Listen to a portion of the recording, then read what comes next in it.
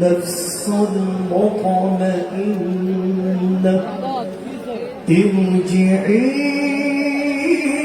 إلى ربك راضية راضية راضية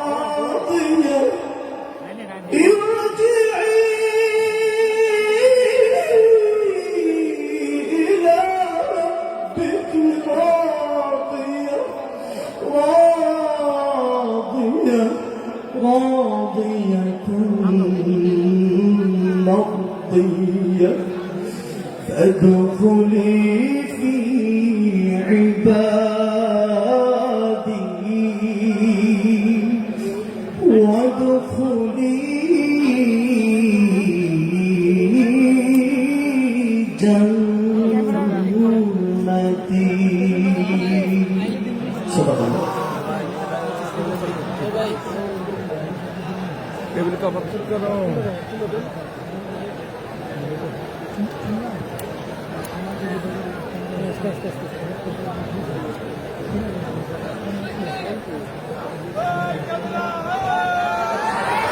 शुक्रिया हाजिरी लिल्लाहि तकबीर लिल्लाहि तकबीर लिल्लाहि तकबीर।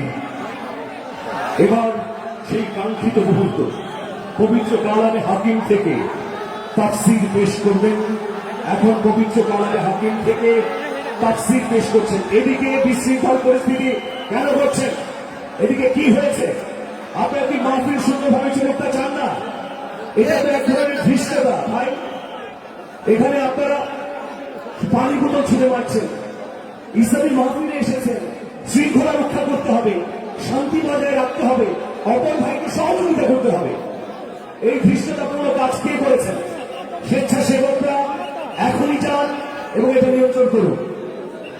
সুপ্রিয় হাজির, এখন পবিত্র কোরআন থেকে তাফসীর করবেন।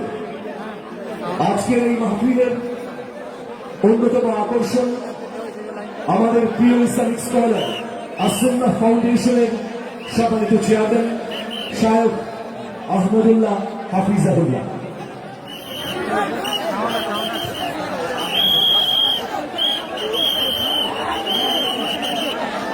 আসসালামু আলাইকুম ওয়া রাহমাতুল্লাহি ওয়া বারাকাতুহু। আপনারা সবাই ভালো আছেন? আলহামদুলিল্লাহ আলহামদুলিল্লাহ। আল্লাহ রাব্বুল আলামিন আমাদের সবাইকে ভালো থেকে নেক আমল করে আজকের এই মাহফিল থেকে উপকারী কথাগুলো শুনে আমাদের নিয়ত করে যাওয়ার তৌফিক দান করুন। আমিন। আলহামদুলিল্লাহ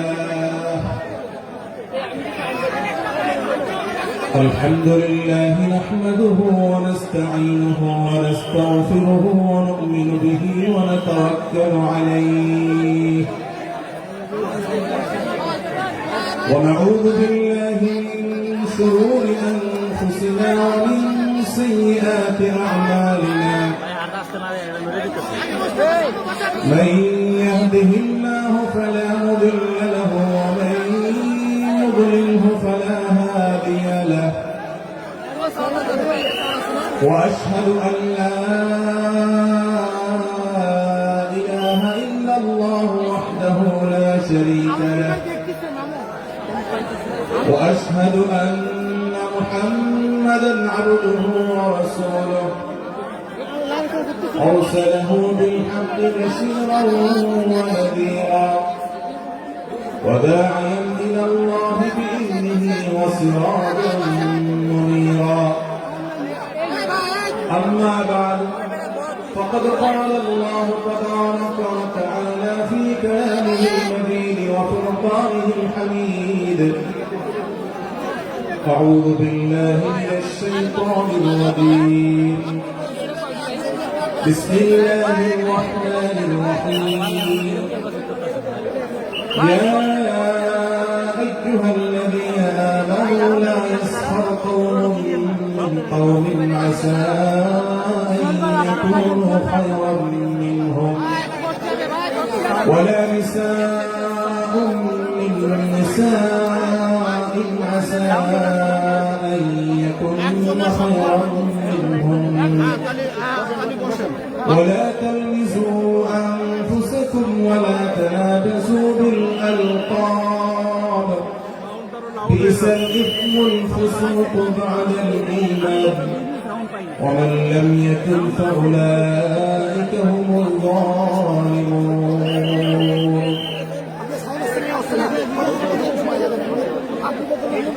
আব্দুল ফাউন্ডেশন কর্তৃক আয়োজিত আজকের এই ঐতিহাসিক মাহফিলের সম্মানিত সভাপতি ওয়াজিবুল ইহতিরাম সম্মানিত উলামায়ে কেরাম,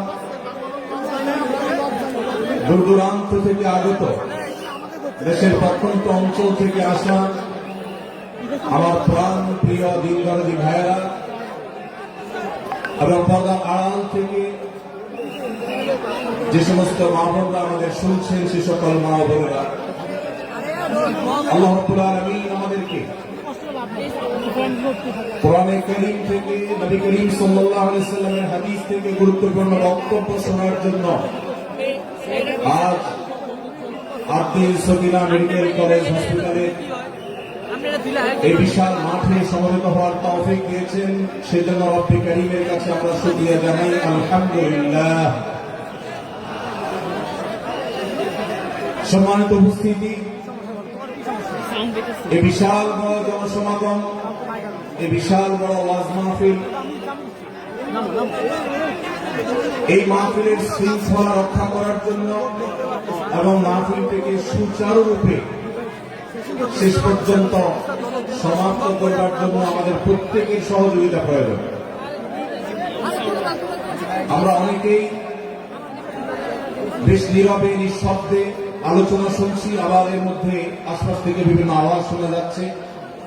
আমি আপনাদেরকে বিনীতভাবে অনুরোধ করতে চাই, সবাই নীরবতা অবলম্বন করুন এবং সবাই শৃঙ্খলা মেনটেন করে চলুন। আমরা কিছুটা অসুবিধা অনুভব করছি, হয়তো অনেকে দেখতে পাচ্ছি না, কিন্তু বিশাল বড় মনিটর আছে, অনেকগুলো মনিটর, এলইডি মনিটর রাখা আছে। অতএব আমরা যদি একটু ধৈর্য ধারণ করি, মনোযোগ দিয়ে কথা শুনি, তাহলে সেটা আমাদের উপকারে আসবে ইনশাআল্লাহ। আজকের এই মাহফিলে আসার আমাদের যে মূল উদ্দেশ্য, কোরআন এবং হাদিস থেকে আলো গ্রহণ করা, আমাদের জীবনকে কোরআনের আলোতে আলোকিত করা, আল্লাহ এবং তার রাসূল সাল্লাল্লাহু আলাইহি ওয়াসাল্লামের আদর্শে আমাদেরকে আদর্শবান হিসেবে গড়ে তোলা। আমরা সে আদর্শের সঠিক শিক্ষা গ্রহণ করবার প্রয়োজন প্রত্যেকে ধৈর্য ধারণ করি, সবর করি এবং যে সমস্ত অসুবিধাগুলো আমাদের হচ্ছে, অনেকে দেখতে পাচ্ছেন না, সে অসুবিধাগুলো আজকের এই মাহফিলটি, এই মাহফিল প্রথম মাহফিল। ইনশাআল্লাহ কর্তৃপক্ষ পরবর্তীতে এই মাহফিল যখন আয়োজন করবে, আমরা আশা করব তারা এবারের ভুলগুলো শুধরে নিয়ে পরবর্তীতে দর্শকদের কোনো অসুবিধা যেন না হয়, সেই দিকটি তারা বিবেচনা করবেন। আমি আপনাদেরকে ধৈর্য ধারণ করার অনুরোধ করছি, আপনারা সবাই সবর করে, ধৈর্য ধারণ করে নীরবে নিঃশব্দে আলোচনা শুনুন। আল্লাহ আমাদের সবাইকে তৌফিক দান করুন। আমাদের আশেপাশে যারা কথা বলছেন, যারা শব্দ করছেন, সেই সমস্ত ভাইদেরকে আশপাশের ভাইরা অনুরোধ করে, অনুনয় বিনয় করে, শক্ত ভাষায় নয়, সবলতার সাথে, বিনম্রতার সাথে অনুরোধ করে তাদেরকে আমরা তর্জন করে, অনুরোধ করে, রিকোয়েস্ট করে তাদেরকে আমরা নীরব করি, নিঃশব্দ করি এবং নীরবে ওয়াজ এবং আলোচনা শোনার পরিবেশ যেন তারা করেন, সেজন্য তাদেরকে সহযোগিতা করি। মাশাআল্লাহ, অনেকখানি নিস্তব্ধ হয়েছে, বাকি যে আওয়াজ হচ্ছে সেটাও আমরা বন্ধ করার চেষ্টা করি। কোরআনের মজলিসে, কোরআনের আলোচনার মজলিসে যদি বিশৃঙ্খলা করা হয়, আলোচনা করা হয়, কথাবার্তা বলা হয়, অন্যকে শুনতে অসুবিধা সৃষ্টি করা হয়, তাহলে সেটা আলাদা একটা গুনাহের কাজ, যেটা ওয়াজের প্যান্ডেলে বসে এই গুনাহের কাজ কোন অবস্থাতে আমরা করতে পারি না। সেজন্য আমরা আশা করব শেষ পর্যন্ত ইনশাআল্লাহ আজকে এই 3 দিন ব্যাপী তাফসীর কোরআন মাহফিলের শেষ দিন, একবারে শেষ মুহূর্ত পর্যন্ত আমরা নীরব নিস্তব্ধ হয়ে আলোচনা শুনব। সারা দেশে যত শত সহস্র মাহফিল হচ্ছে, আজকের এই মাহফিল নানা কারণে অনন্য এবং একটা বিশেষ দৃষ্টান্ত স্থাপন করেছে। আজকের এই মাহফিলের অন্যতম বৈশিষ্ট্য হল যে এই মাহফিলে গতানুগতিক মাহফিলগুলোর মতো গভীর রাত পর্যন্ত আলোচনা হয় না। এটি একটি ভালো দিক এবং একটি আদর্শ মাহফিলের অন্যতম পূর্বশর্ত। গভীর রাত পর্যন্ত দূর দূরান্তে মাইক লাগিয়ে ওয়াজ মাহফিল আয়োজন করা কোন আদর্শ মাহফিলের চিত্র হতে পারে না। সেই বিচারে, সেই দৃষ্টিকোণ থেকে আব্দুল ফাউন্ডেশনের আজকের এই মাহফিলটি অত্যন্ত চমৎকার এবং অসাধারণ মাহফিল। কারণ এই মাহফিলের গত 2 দিনের খবর আমি নিয়েছি এবং আজকের দিন সম্পর্কে আমি জেনেছি যে গভীর রাত পর্যন্ত এবং দূর দূরান্ত পর্যন্ত মাইক লাগিয়ে মানুষকে ডিস্টার্ব করার মতো মাহফিল এখানে হচ্ছে না। এটি একটি ভালো দিক।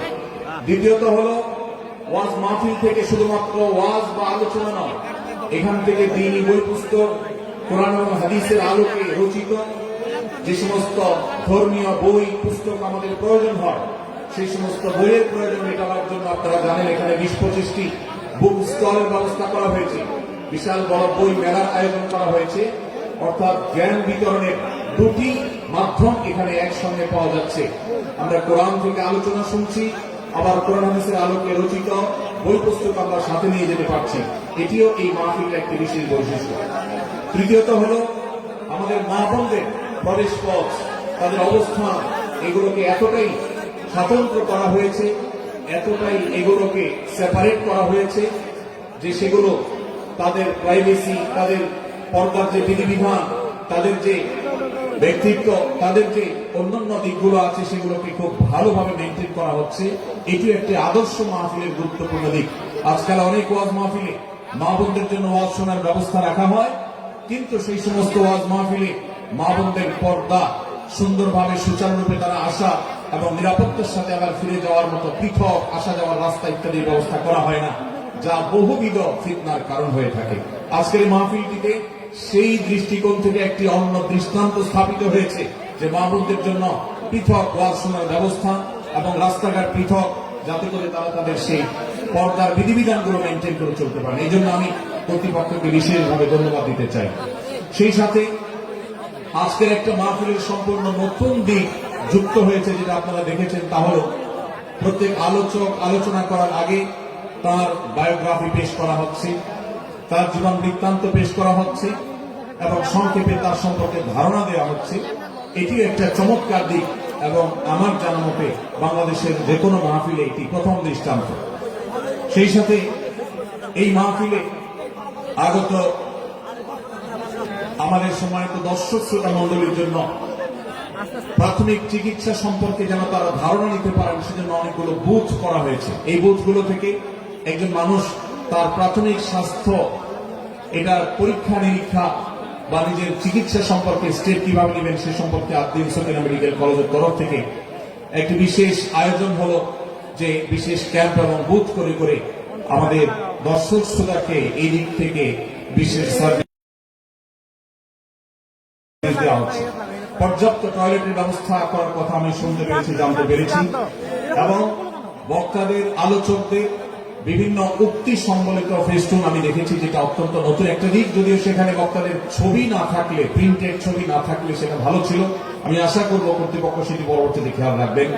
সেই সাথে আমি একটি বিশেষ অনুরোধ তাদেরকে করেছি, তা হল এই 3 দিন ব্যাপী তাফসীর কোরআন মাহফিলে আলোচকগণ কোরআন এবং হাদিস থেকে যে সমস্ত আলোচনা বক্তব্য পেশ করেছেন এবং করবেন, তার সবগুলো সামারি একটি স্মারক গ্রন্থ আকারে যদি প্রকাশ করা হয়, একটি স্মারক পুস্তিকা আকারে প্রকাশ করার পর যদি বিতরণ করা হয়, তাহলে মাহফিলটি হারিয়ে যাবে না, মাহফিলটি আমাদের ঘরে ঘরে থেকে যাবে, আমাদের জীবনকে আলোকিত করবে। আমি আশা করব ওয়াজ মাহফিল, যেটি এই দেশের সবচেয়ে প্রাচীনতম কালচারের অন্যতম, এদেশের সবচেয়ে শক্তিশালী সংস্কৃতির অন্যতম হল ওয়াজ মাহফিল। এই ওয়াজ মাহফিলগুলো আদর্শ ওয়াজ মাহফিলে পরিণত হবে। এই ওয়াজ মাহফিলগুলো মানুষের বিরক্তির কারণ হবে না। শহর এলাকায় রাত বিরাতে গভীর রাত পর্যন্ত দূর দূরান্তে মাইক লাগিয়ে মানুষের দুর্ভোগ সৃষ্টির কারণ হবে না।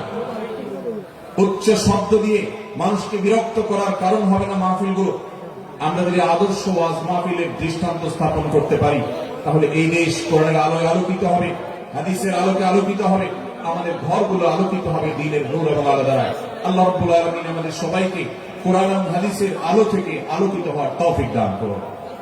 আজকের এই মাহফিলে আমরা যেরকম সবাই সমবেত হয়েছি, মাশাআল্লাহ, চরম নীরব নিস্তব্ধ পরিবেশে সবাই পিনপতন নীরব হয়ে এই মুহূর্তে কথা শুনছি আমি আশা করব শেষ মুহূর্ত পর্যন্ত আমরা এই অবস্থা বজায় রাখবো।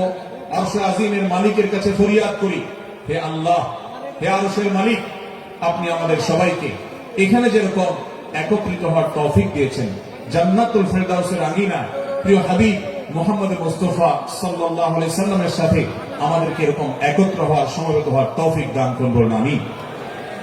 সম্মানিত ভাইরা, আমি আপনাদের সম্মুখে কোরআনে কারীমের গুরুত্বপূর্ণ একটি সূরা, সূরা হুজুরাতের একটি আয়াত তেলাওয়াত করেছি। সূরা হুজুরাতের 7টি বিশেষ সামারি আপনাদের সামনে আমি তুলে ধরতে চাই। এই সূরার বিশেষ তাৎপর্য, এই সূরার যে বিশেষ বার্তা, আজ বাংলাদেশের যে সমাজ বাস্তবতা রয়েছে, সেই সমাজ বাস্তবতায় সূরাতুল হুজুরাত প্রতিটি ঘরে ঘরে প্রত্যেক মুসলমানকে বারবার পাঠ করা, পুনর্পাঠ করা প্রয়োজন। আমার রব, আমার আল্লাহ যদি আমাকে শক্তি সামর্থ্য দিতেন, আমি আমার দেশের প্রত্যেক মুসলিম ভাইকে বোনকে হাত জোড় করে, অনুরোধ করে, অনুনয় বিনয় করে সূরাতুল হুজুরাতের শুরু থেকে শেষ পর্যন্ত যে 18টি আয়াত রয়েছে, এই 18 আয়াতে ঐতিহাসিক যে 7টি বিশেষ বার্তা রয়েছে, সে বার্তাগুলো গ্রহণ করবার উদ্দেশ্যে বারবার অর্থ সহকারে সূরাতুল হুজুরাত বুঝে বুঝে পড়া, এর তাফসীর দেখা, এই সামারিকে বারবার জানার জন্য আমি অনুরোধ করতাম। আল্লাহ তাআলা আমাদের সবাইকে সূরাতুল হুজুরাত এর আলো দ্বারায় সবাইকে আলোকিত হওয়ার তৌফিক দান করুন।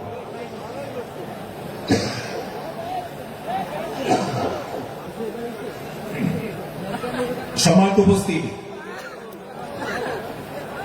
আমি যে সূরার সামারি আপনাদেরকে বলতে যাচ্ছি, যে সূরাকে সামনে রেখে আজকের এই ঐতিহাসিক মাহফিলে কোরআনে কারীমের দেওয়া 7টি বার্তা দিতে চাইছি, সেই সূরার নাম হলো সূরাতুল হুজুরাত।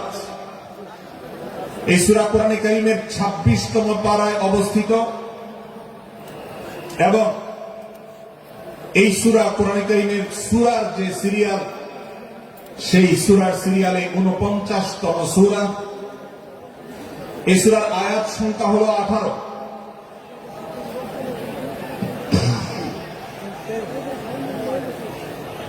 এই সূরার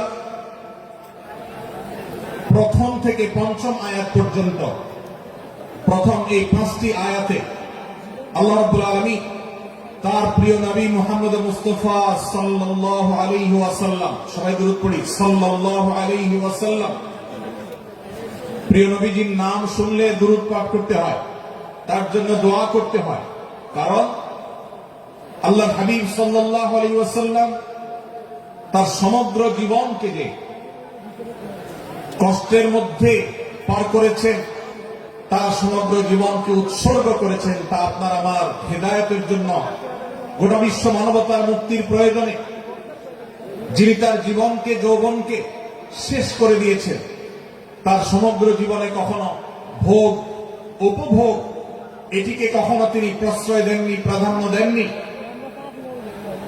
দিনাতিপাত করেছেন অত্যন্ত কষ্টের সাথে, শত সহস্র বাধার সম্মুখীন হয়েছেন, শুধুমাত্র কিয়ামত পর্যন্ত আগত সকল মুসলিম নরনারীর কাছে যেন কোরআনের বার্তা পৌঁছে যায়, সবাই যেন হেদায়েত প্রাপ্ত হয়ে যায়, সবাই যেন মুক্তি প্রাপ্ত হয়ে যায়, সবাই যেন জান্নাতি হয়ে যায়, সবাই যেন জাহান্নাম থেকে মুক্তি লাভ করে, এই উদ্দেশ্যে তার সমগ্র জীবনকে তিনি উৎসর্গ করেছেন। আমাদের হেদায়েতের জন্য, আমাদের কল্যাণের পথে আহ্বানের জন্য, আমাদের জান্নাতে নেওয়ার জন্য, যার সমগ্র জীবনে কখনো ভোগ উপভোগকে প্রশ্রয় দেননি, কষ্টে নিপতিত হয়েছেন। তিনি চাইলে মক্কার রাজত্ব করতে পারতেন, তিনি চাইলে মক্কার সবচেয়ে ভোগী মানুষ হতে পারতেন, কিন্তু সেটা না করে তিনি যে ত্যাগের দৃষ্টান্ত স্থাপন করেছেন, প্রিয় নবী মুহাম্মদ সাল্লাল্লাহু আলাইহি সাল্লামের সেই অবদানের স্বীকৃতি স্বরূপ আমরা তার নাম যখনই শুনব সাল্লাল্লাহু আলাইহি সাল্লাম বলে তার প্রতি আল্লাহর রহমত যেন, অনুগ্রহ যেন নাজিল হয়, সেজন্য দোয়া করব। আল্লাহ তাআলা তার হাবিবকে রহমত এমনিতেই দান করবেন, আপনি আর আমি তার জন্য রহমতের দোয়া করার মধ্য দিয়ে আমরা সৌভাগ্যবান মানুষের কাতারে শামিল হতে পারবো।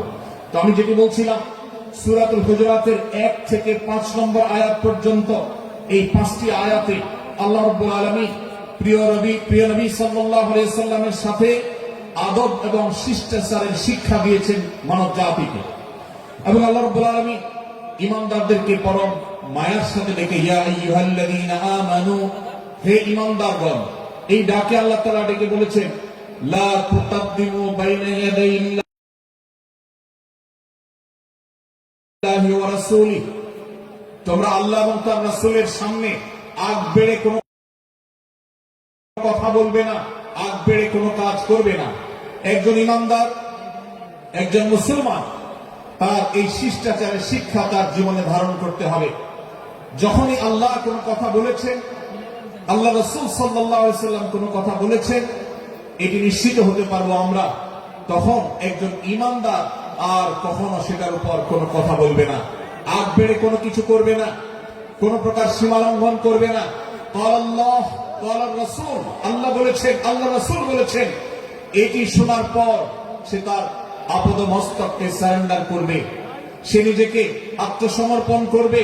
এরপর তার কোন যুক্তিকে, কোন বুদ্ধিকে, তার কোন মতামতকে সে সেখানে আর দাঁড় করাবার চেষ্টা করবে না। এটা একজন শিষ্টাচার বিশিষ্ট ঈমানদারের বৈশিষ্ট্য।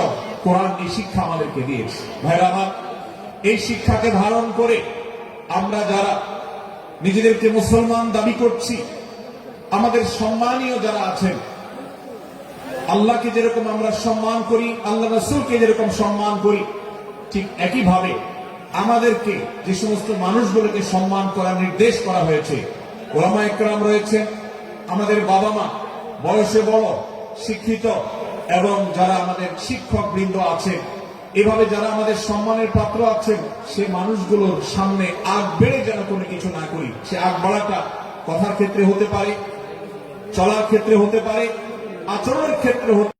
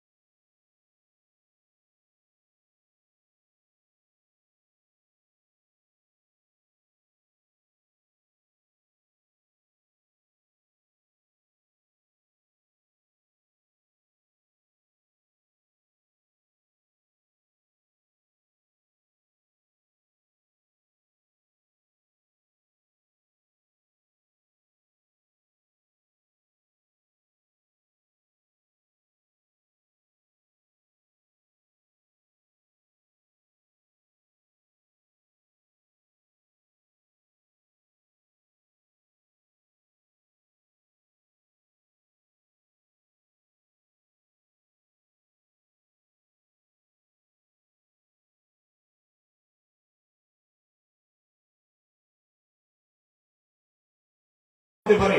এই শিষ্টাচারের শিক্ষা সূরা হুজুরাতের প্রথম আয়াতে আমাদেরকে দেওয়া হয়েছে। প্রিয় ভাইরা আমার, আমাদের সমাজে আজ যে সমস্ত ভালো গুণের দুর্ভিক্ষ চলছে, ক্রাইসিস চলছে, অভাব চলছে, এর মধ্যে অন্যতম হলো আজ শিষ্টাচারের অভাব। আমাদের সমাজের চতুর্দিকে আপনি দেখতে পাবেন পরিলক্ষিত আমার। আর সেজন্য সূরা হুজুরাতের এই শিষ্টাচারের শিক্ষা আমাদের জীবনে খুবই গুরুত্বপূর্ণ।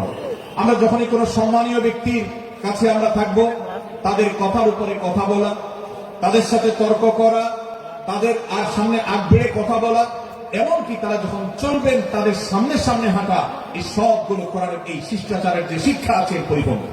প্রিয় নবী সাল্লাল্লাহু আলাইহি ওয়াসাল্লামের সময়কার একটি ঘটনা, এক ব্যক্তি তার বাবার সাথে হেঁটে যাচ্ছিলেন, বোঝা যাচ্ছিল না যে তাদের মধ্যে বাবাকে সন্তানকে। অনেক সময় বাপ সন্তানের বাহ্যিক ভাবে দেখে বোঝা যায় না, এরকম কোন কোন ক্ষেত্রে হয়।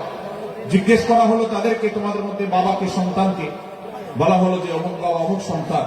তখন নির্দেশনা দেওয়া হলো যে সন্তান তার হাঁটা এবং চলার মধ্য দিয়ে এই বিনয়ের প্রকাশ ঘটাতে হবে, আনুগত্যের প্রকাশ ঘটাতে হবে, সম্মান এবং শ্রদ্ধার প্রদর্শন করতে হবে, যার মধ্য দিয়ে বোঝা যায় যে কে সন্তান আর কে বাবা। এর জন্য জিজ্ঞেস করতে না হয়। আজ আমাদের যারা তরুণ আছি, আমরা যুবক আছি, আমরা অনেকেই পশ্চিমা সংস্কৃতি দ্বারা প্রভাবিত হয়ে আমরা শিষ্টাচারের এই গণ্ডি এবং সীমানা পার হয়ে চলে গেছে।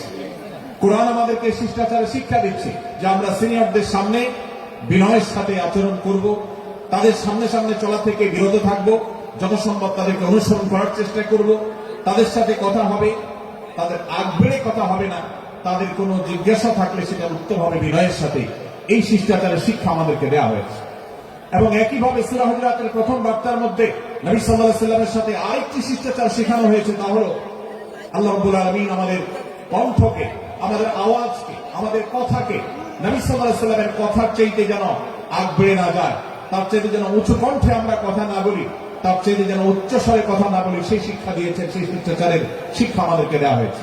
ভাইরা আমার, প্রিয় নবী সাল্লাল্লাহু আলাইহি ওয়াসাল্লামের সাহাবীরা নবী সাল্লাল্লাহু আলাইহি ওয়াসাল্লামের প্রতি আদব এবং শিষ্টাচার এত বেশি প্রদর্শন করতেন যে নবী করিম সাল্লাল্লাহু আলাইহি ওয়াসাল্লামের প্রতি এই শিষ্টাচারের কথা যখন বলা হয়, সাহাবীরা অনেকে নবী করিম সাল্লাল্লাহু আলাইহি ওয়াসাল্লামের সাথে কথা বলতে রীতিমতো ইতস্তত বোধ করছিলেন, যে কিভাবে কথা বলবো না জানি জোরে হয়ে যায়, এবং তাতে না জানি আমি বেয়াদবের কাতারে শামিল হয়ে যাই, শিষ্টাচার বহির্ভূত কাজ করে ফেলি। এবং আল্লাহ তাআলা যে সতর্কীকরণ করেছেন সূরা হুজুরাতের এই 1 থেকে 5 নম্বর আয়াতের মধ্যে, তার আওতায় আমি না জানি পড়ে যাই, তখন সাহাবায়ে কেরাম বিনয় এবং বিনম্রতা অবলম্বন করেছেন এবং তারা একরকম বিপাকে পড়ে গেছেন। এতটা তারা সভ্য ছিলেন, এতটা তারা নম্র ছিলেন, এতটা তারা বিনম্র আচরণ করতেন নবীজির সাথে। ভাইরা আমার, এই বিষয়টিও আমরা শুধুমাত্র আমাদের প্রিয় নবীজির জন্য নয়, এটি আমাদের মা বাবা, আমাদের সম্মানের পাত্র যারা আছেন, আমাদের বয়সে যারা সিনিয়র আছেন, তাদের সামনে কথা বলার সময় আমরা মেনটেন করে চলবো, অর্থাৎ আমরা উচ্চ কণ্ঠে তাদের সামনে কথা বলবো না। এই মাহফিলে এখনো শত শত হাজারো মানুষ হয়তো এমন আছে যারা মায়ের সামনে, বাবার সামনে, বড় ভাইয়ের সামনে, শিক্ষকের সামনে, সিনিয়রদের সামনে, মুরব্বীদের সামনে, ওলামাদের সামনে উচ্চ কণ্ঠে কথা বলেন। প্রিয় ভাইরা আমার, আমরা মুসলমানদের সন্তান, আমরা মুহাম্মদ সাল্লাল্লাহু আলাইহি ওয়াসাল্লামের উম্মত, আমরা আবু বকর, ওমর, ওসমান, আলী রাদিয়াল্লাহু আনহুমের অনুসারী, আমরা কোরআনের অনুসারী। কোরআনের অনুসারী কখনো বেয়াদব হতে পারে? কোরআনের অনুসারী কখনো বেয়াদব হতে পারে? কোরআন যে শিষ্টাচারের শিক্ষা দিয়েছে, এই শিক্ষা আজ আমাদের মধ্যে ধারণ করতে হবে, আমাদের সন্তানদের শেখাতে হবে, আমাদের ঘরে ঘরে এই শিক্ষা চর্চা করতে হবে, আমাদের সমাজে এটিকে প্রতিষ্ঠিত করতে হবে। পশ্চিমা সংস্কৃতির যে ছোবল, সে ছোবল আমাদের সন্তানদেরকে আজকাল অনেক ক্ষেত্রে বেয়াদবে পরিণত করছে, তাদের অনেক সময় শিষ্টাচার থেকে বের করে দিচ্ছে। তারা কখনো স্বাধীনতার নামে, কখনো মত প্রকাশের নামে, কখনো বিভিন্ন নামে তারা কিন্তু হারিয়ে যাচ্ছে। আজকের এই বাস্তবতাকে উপলব্ধি করে সূরা হুজুরাতের 1 থেকে 5 নম্বর আয়াত, এই শিক্ষাকে আমাদের মধ্যে ধারণ করতে হবে। আল্লাহ তাআলা আমাদের সবাইকে সেই তৌফিক দান করুন। ভাইরা আমার, সূরা হুজুরাতের প্রথম বার্তা প্রিয় নবী সাল্লাল্লাহু আলাইহি ওয়াসাল্লামের সাথে শিষ্টাচার, আল্লাহ এবং তার রাসূলের সামনে, আল্লাহ এবং তার রাসূলের সামনে আগ বেড়ে কোনো কথা না বলা, আগ বেড়ে কোনো আচরণ না করা, এটা তার প্রতি শিষ্টাচারের অংশ। এবং আল্লাহ রাসূলের সামনে উচ্চ কণ্ঠে জোরে কথা না বলা, এটাও তার প্রতি শিষ্টাচারের অংশ। আল্লাহ তাআলা আমাদেরকে এই শিষ্টাচার আমাদের জীবনে প্রত্যেকটা পদে পদে ধারণ করার তৌফিক দান করুন, আমিন। ভাইরা আমার, সূরা হুজুরাতের দ্বিতীয় যে শিক্ষা, সেই শিক্ষাটা বর্ণিত হয়েছে এই সূরা 6 থেকে 8 নম্বর আয়াত। 6 থেকে 8 নম্বর এই আয়াতের মধ্যে আল্লাহ রাব্বুল আলামিন আমাদেরকে দ্বিতীয় শিক্ষা দিয়েছে, ঈমানদার কখনো কোন কথা বলার আগে সেই কথা সত্য কিনা, বাস্তব কিনা, সেটি যাচাই বাছাই না করে বলবে না। ঈমানদার কখনো গুজবে কান দিবে না। ঈমানদার কখনো শোনা কথার উপর ভিত্তি করে কোন সিদ্ধান্ত গ্রহণ করবে না। এই শিক্ষাটাও আজকের বাস্তবতার আলোকে আমাদের সমাজের জন্য অত্যন্ত গুরুত্বপূর্ণ এবং প্রয়োজনীয়। প্রিয় ভাইরা আমার, আমাদের চতুর্পাশে যদি আমরা তাকাই, আমরা দেখতে পাবো সোশ্যাল মিডিয়াতে, ফেসবুকে আজকাল কোন তথ্য উপাত্ত পেলে সেটার পরখ করা ছাড়া, যাচাই বাছাই করা ছাড়া, সত্য অসত্য নিরূপণ করা ছাড়া আমরা অনেকে সেটার প্রচার প্রচারণা নেমে যাই। আমরা অনেকে সেটা শেয়ার দেওয়া শুরু করে দিই। আমরা অনেকে এটার উপর ভিত্তি করে অনেককে নিন্দা মন্দ করা শুরু করে দিই। এমনকি আজ আমরা যেই জায়গায় দাঁড়িয়ে আছি, বাংলাদেশের যে সামাজিক বাস্তবতা, সেই বাস্তবতার আলোকে বলা যায় অনেক সময় অনেক ব্যক্তিকে সমাজে মিডিয়ার মাধ্যমে নানাভাবে হয়রানি করে তাকে খারাপ মানুষ হিসাবে, কালপিট হিসাবে দেখানো হয়, অথচ তার দোষ, যে সমস্ত দোষের কথা তাকে বলা হয়, যে সমস্ত দোষে তাকে দোষী বানানো হয় সে সমস্ত দোষ থেকে তিনি শত সহস্র এবং পবিত্র এবং পরিচ্ছন্ন। ভাইরা আমার, আজকের এই বাস্তবতা আমাদেরকে বিশেষ করে লক্ষ্য রাখতে হবে যে আমরা যেই কোনো মূল্যে যেই কোনো ভাবে যেন কোন প্রকার গুজবে কান না দেই, আমরা যেন গুজব থেকে বেঁচে থাকি। আল্লাহ তাআলা আমাদেরকে তৌফিক দান করুন। ভাই, এদিকে অনেক বেশি বাঁশির আওয়াজ শোনা যাচ্ছে। স্বেচ্ছাসেবকরা বাঁশির আওয়াজ দেওয়া ছাড়া আপনারা ভলান্টিয়ারি করুন। এত বেশি বাঁশির আওয়াজ আসছে যে কথা বলা কঠিন হয়ে যাচ্ছে। অনুগ্রহ করে বাঁশির আওয়াজ কম করে আপনারা ভলান্টিয়ারি করুন। এখনো অনেক বাঁশির আওয়াজ শোনা যাচ্ছে, বাঁশির আওয়াজগুলো বন্ধ করুন। মাশাআল্লাহ, এখন বন্ধ হয়েছে। আমরা মেহেরবানি করে বাম পাশে থেকে কিছুটা আওয়াজ পাচ্ছি, একটু নীরব নিস্তব্ধ হওয়ার জন্য অনুরোধ করছি। একটু নীরব নিস্তব্ধ না হলে কথা বলা যাবে না। অনুগ্রহ করে আমরা একটু সহযোগিতা করি এবং সবাই নীরব থাকি। ভলান্টিয়াররা অপ্রয়োজনে বাঁশির আওয়াজ দিবেন না, অপ্রয়োজনে বাঁশির আওয়াজ দিবেন না। আমাদের দেশে শব্দ দূষণ, শব্দ সন্ত্রাস, এটা এই দেশের কমন কালচার হয়ে গেছে। রাস্তায় যাবেন, প্রয়োজনে অপ্রয়োজনে গাড়ির হর্ন বাজাবে। যে কোনো প্রোগ্রামে যাবেন, প্রয়োজনে অপ্রয়োজনে বাঁশি বাজানো হবে। কদিন আগে 31st নাইট গেছে, আপনারা দেখেছেন।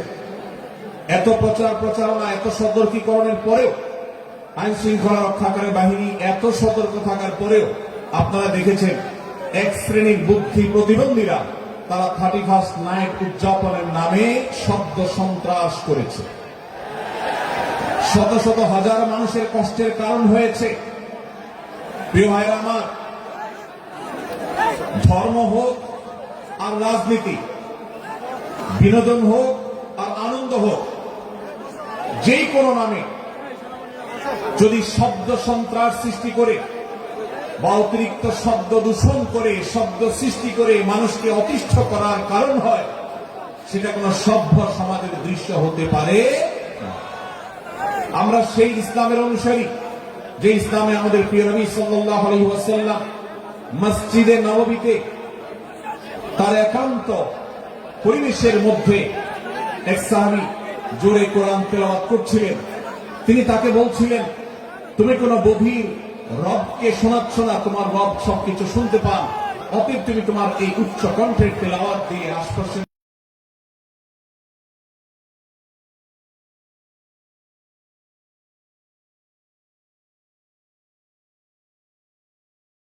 মানুষের ডিস্টার্বের কারণ হবে না।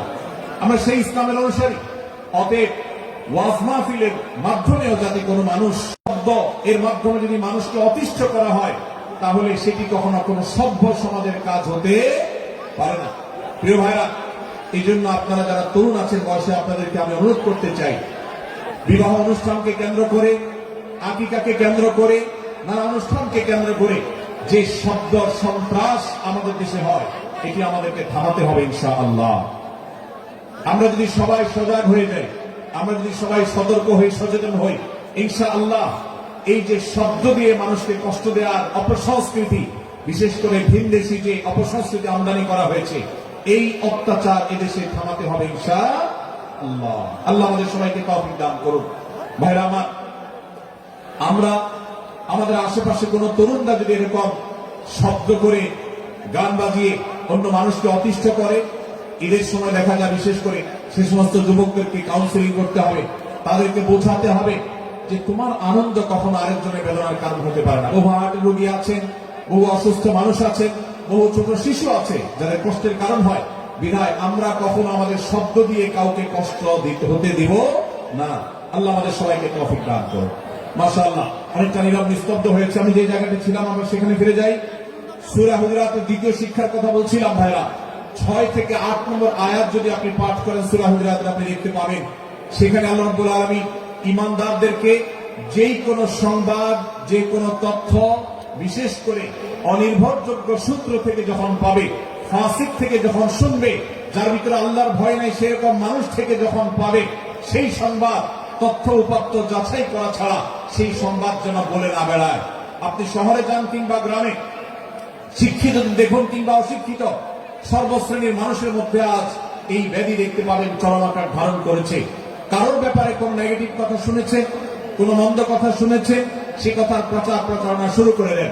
সেটা কি সঠিক কিনা, সেটা কি সত্য কিনা, সেটা কি যথার্থ কিনা, সেটা কোনো প্রপাগান্ডা কিনা, সেটা কোনো মিথ্যাচার কিনা, সেটা কোনো গুজব কিনা, এটা যাচাই করার প্রয়োজন অনুভব করে না। অথচ আমরা সেই মুহাম্মদ সাল্লাল্লাহু আলাইহি সাল্লামের উম্মত, যে মুহাম্মদ সাল্লাল্লাহু আলাইহি সাল্লাম আমাদেরকে সতর্ক করেছেন, কাফা বিল মারই কাযিবান আন ইউহাদ্দিসা বিকুল্লি মা সামিআ, কোন ব্যক্তি যা শুনে সেটাই যদি বলে বেড়ায়, তথ্য উপাত্ত যাচাই না করে, সেটাকে ভালো করে যাচাই বাছাই না করে, সেটাকে অনুসন্ধান না করে, সত্য সত্য নিরূপণ করবার চেষ্টা না করে, তাহলে সে মিথ্যাবাদী হওয়ার জন্য যথেষ্ট। এজন্য আজকের এই মাহফিল থেকে আমরা অঙ্গীকার করে যাব, আজকের এই মাহফিল থেকে আমরা নিয়ত করে যাব, এই মজলিসে বসে এই মুহূর্তে নিজে নিজে সংকল্প করব, আমার জীবনে সোশ্যাল মিডিয়া কিংবা ফেসবুকে, ইউটিউবে অথবা অফলাইনে আমার বাস্তব জীবনে আমি কখনো কোন মানুষ সম্পর্কে যে কোনো তথ্য উপাত্ত পেয়ে ভুল কোন ধারণা, মন্দ কোন ধারণা করার প্রতি পোষণ করব না। কোন তথ্য উপাত্ত যদি পাই, কোন সংবাদ যদি পাই অনির্ভরযোগ্য সূত্রে, তাহলে সেক্ষেত্রে সেটা যাচাই বাছাই করা ছাড়া আমি সেটাকে বিশ্বাস করতে যাব না। এটাই হলো আমাদের ঈমানের দাবি। ভাইরা আমার, একজন ইমানদার এতটা সরল হবে না যে যা শুনবে সে সেটাকে বিশ্বাস করে বসবে। একজন ইমানদার এতটা বাস্তবতা থেকে দূরে থাকবে না যে তিনি তার পাওয়া কোন সংবাদকে অনুসন্ধান করবে না। আল্লাহ তাআলা আমাদের সবাইকে সূরা হুজুরাতের এই দ্বিতীয় শিক্ষাটাকে আমাদের জীবনে ভালো করে ধারণ করার তৌফিক দান করুন। আল্লাহ বলেছেন, ইয়া আইয়ুহাল্লাযীনা আমানু, হে ঈমানদারেরা, ইন জাআকুম ফাসিকুম বিনাবাইন ফাতাবায়ানু, তোমাদের কাছে কোন ফাসিক, যার মধ্যে আল্লাহর ভয় নেই, এরকম কোন মানুষ যদি কোন সংবাদ উপস্থাপন করে, এমনকি গণমাধ্যমেও যদি কোন সংবাদ প্রচারিত হয়, সংবাদদাতার মধ্যে যদি আল্লাহর ভয় না থাকে, সে যদি টাকার বিনিময়ে কারোর চরিত্র হনন করতে পারে, সে যদি অ্যাডভার্টাইজ পেয়ে কোন কোম্পানির হয়ে দালালি করতে গিয়ে অন্য কারোর বিরুদ্ধে কোন মিথ্যাচার করে, সে যদি বিদেশিদের এজেন্ডা বাস্তবায়ন করতে গিয়ে আলেম সমাজের চরিত্রকে কলঙ্কিত করে, কোন ভালো মানুষকে দোষী হিসাবে সাব্যস্ত করে, আল্লাহ তাআলা আমাদেরকে সতর্ক করেছেন, ফাতাবায়ানু, সেই সংবাদ সত্য কিনা আমাদেরকে যাচাই করতে হবে। আন তুসিবু কওমান বিজাহালাহ ফাতুসবিহু আলা মা ফাআলতুম নাদিমিন, যদি আমরা যাচাই বাছাই না করে যা শুনি সেটাকে বিশ্বাস করতে থাকি, তাহলে আমরা এক সময় লজ্জিত হতে হবে, অনুতপ্ত হতে হবে আমাদের এই ভুল অবস্থানের কারণে।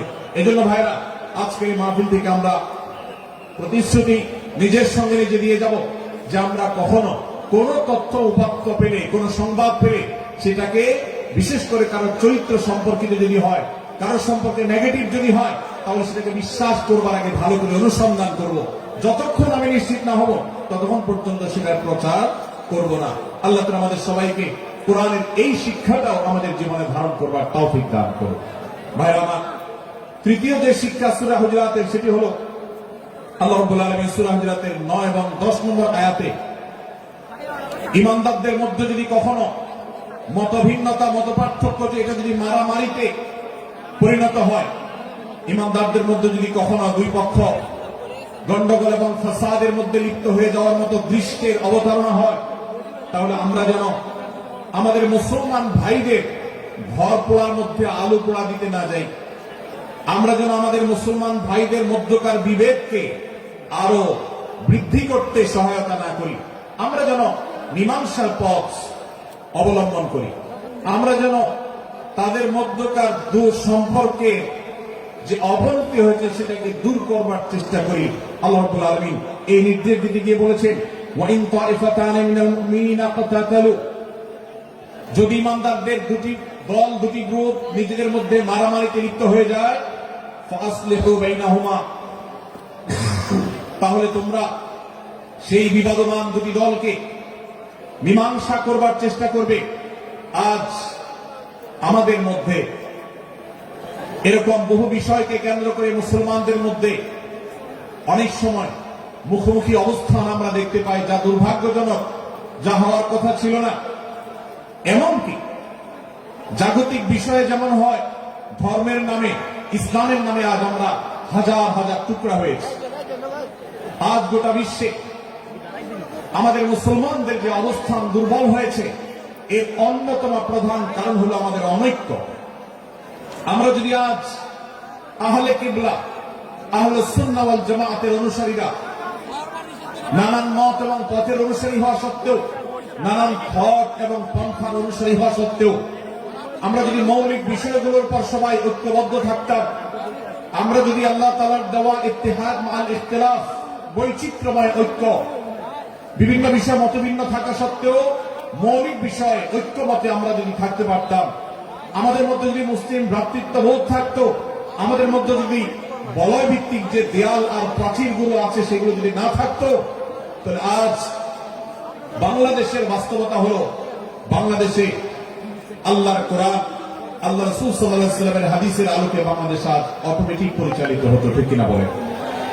আমরা যদি আজ ঐক্যবদ্ধ থাকতাম তাহলে এদেশে হাতে গোনা যাবে এরকম স্বল্প সংখ্যক নাস্তিকেরা, ইসলাম এবং মুসলমানদের শত্রুরা, তারা আমাদেরকে নিয়ে তারা আজ যে খেলা খেলছে, আমাদেরকে যে তারা শাসন করছে, আমাদেরকে যে তারা তাদের অধীনস্থ করে রাখছে, আমাদের উপরে যে আজ ভিনদেশি কালচার চাপিয়ে দিচ্ছে, আমাদের উপরে তারা যে আজ কর্তৃত্ব করছে, আমাদেরকে আজ টুকরা টুকরা করছে, এই দুঃসাহস তারা কোনোদিন দেখাতে পারত না যদি আমরা ঐক্যবদ্ধ থাকতাম।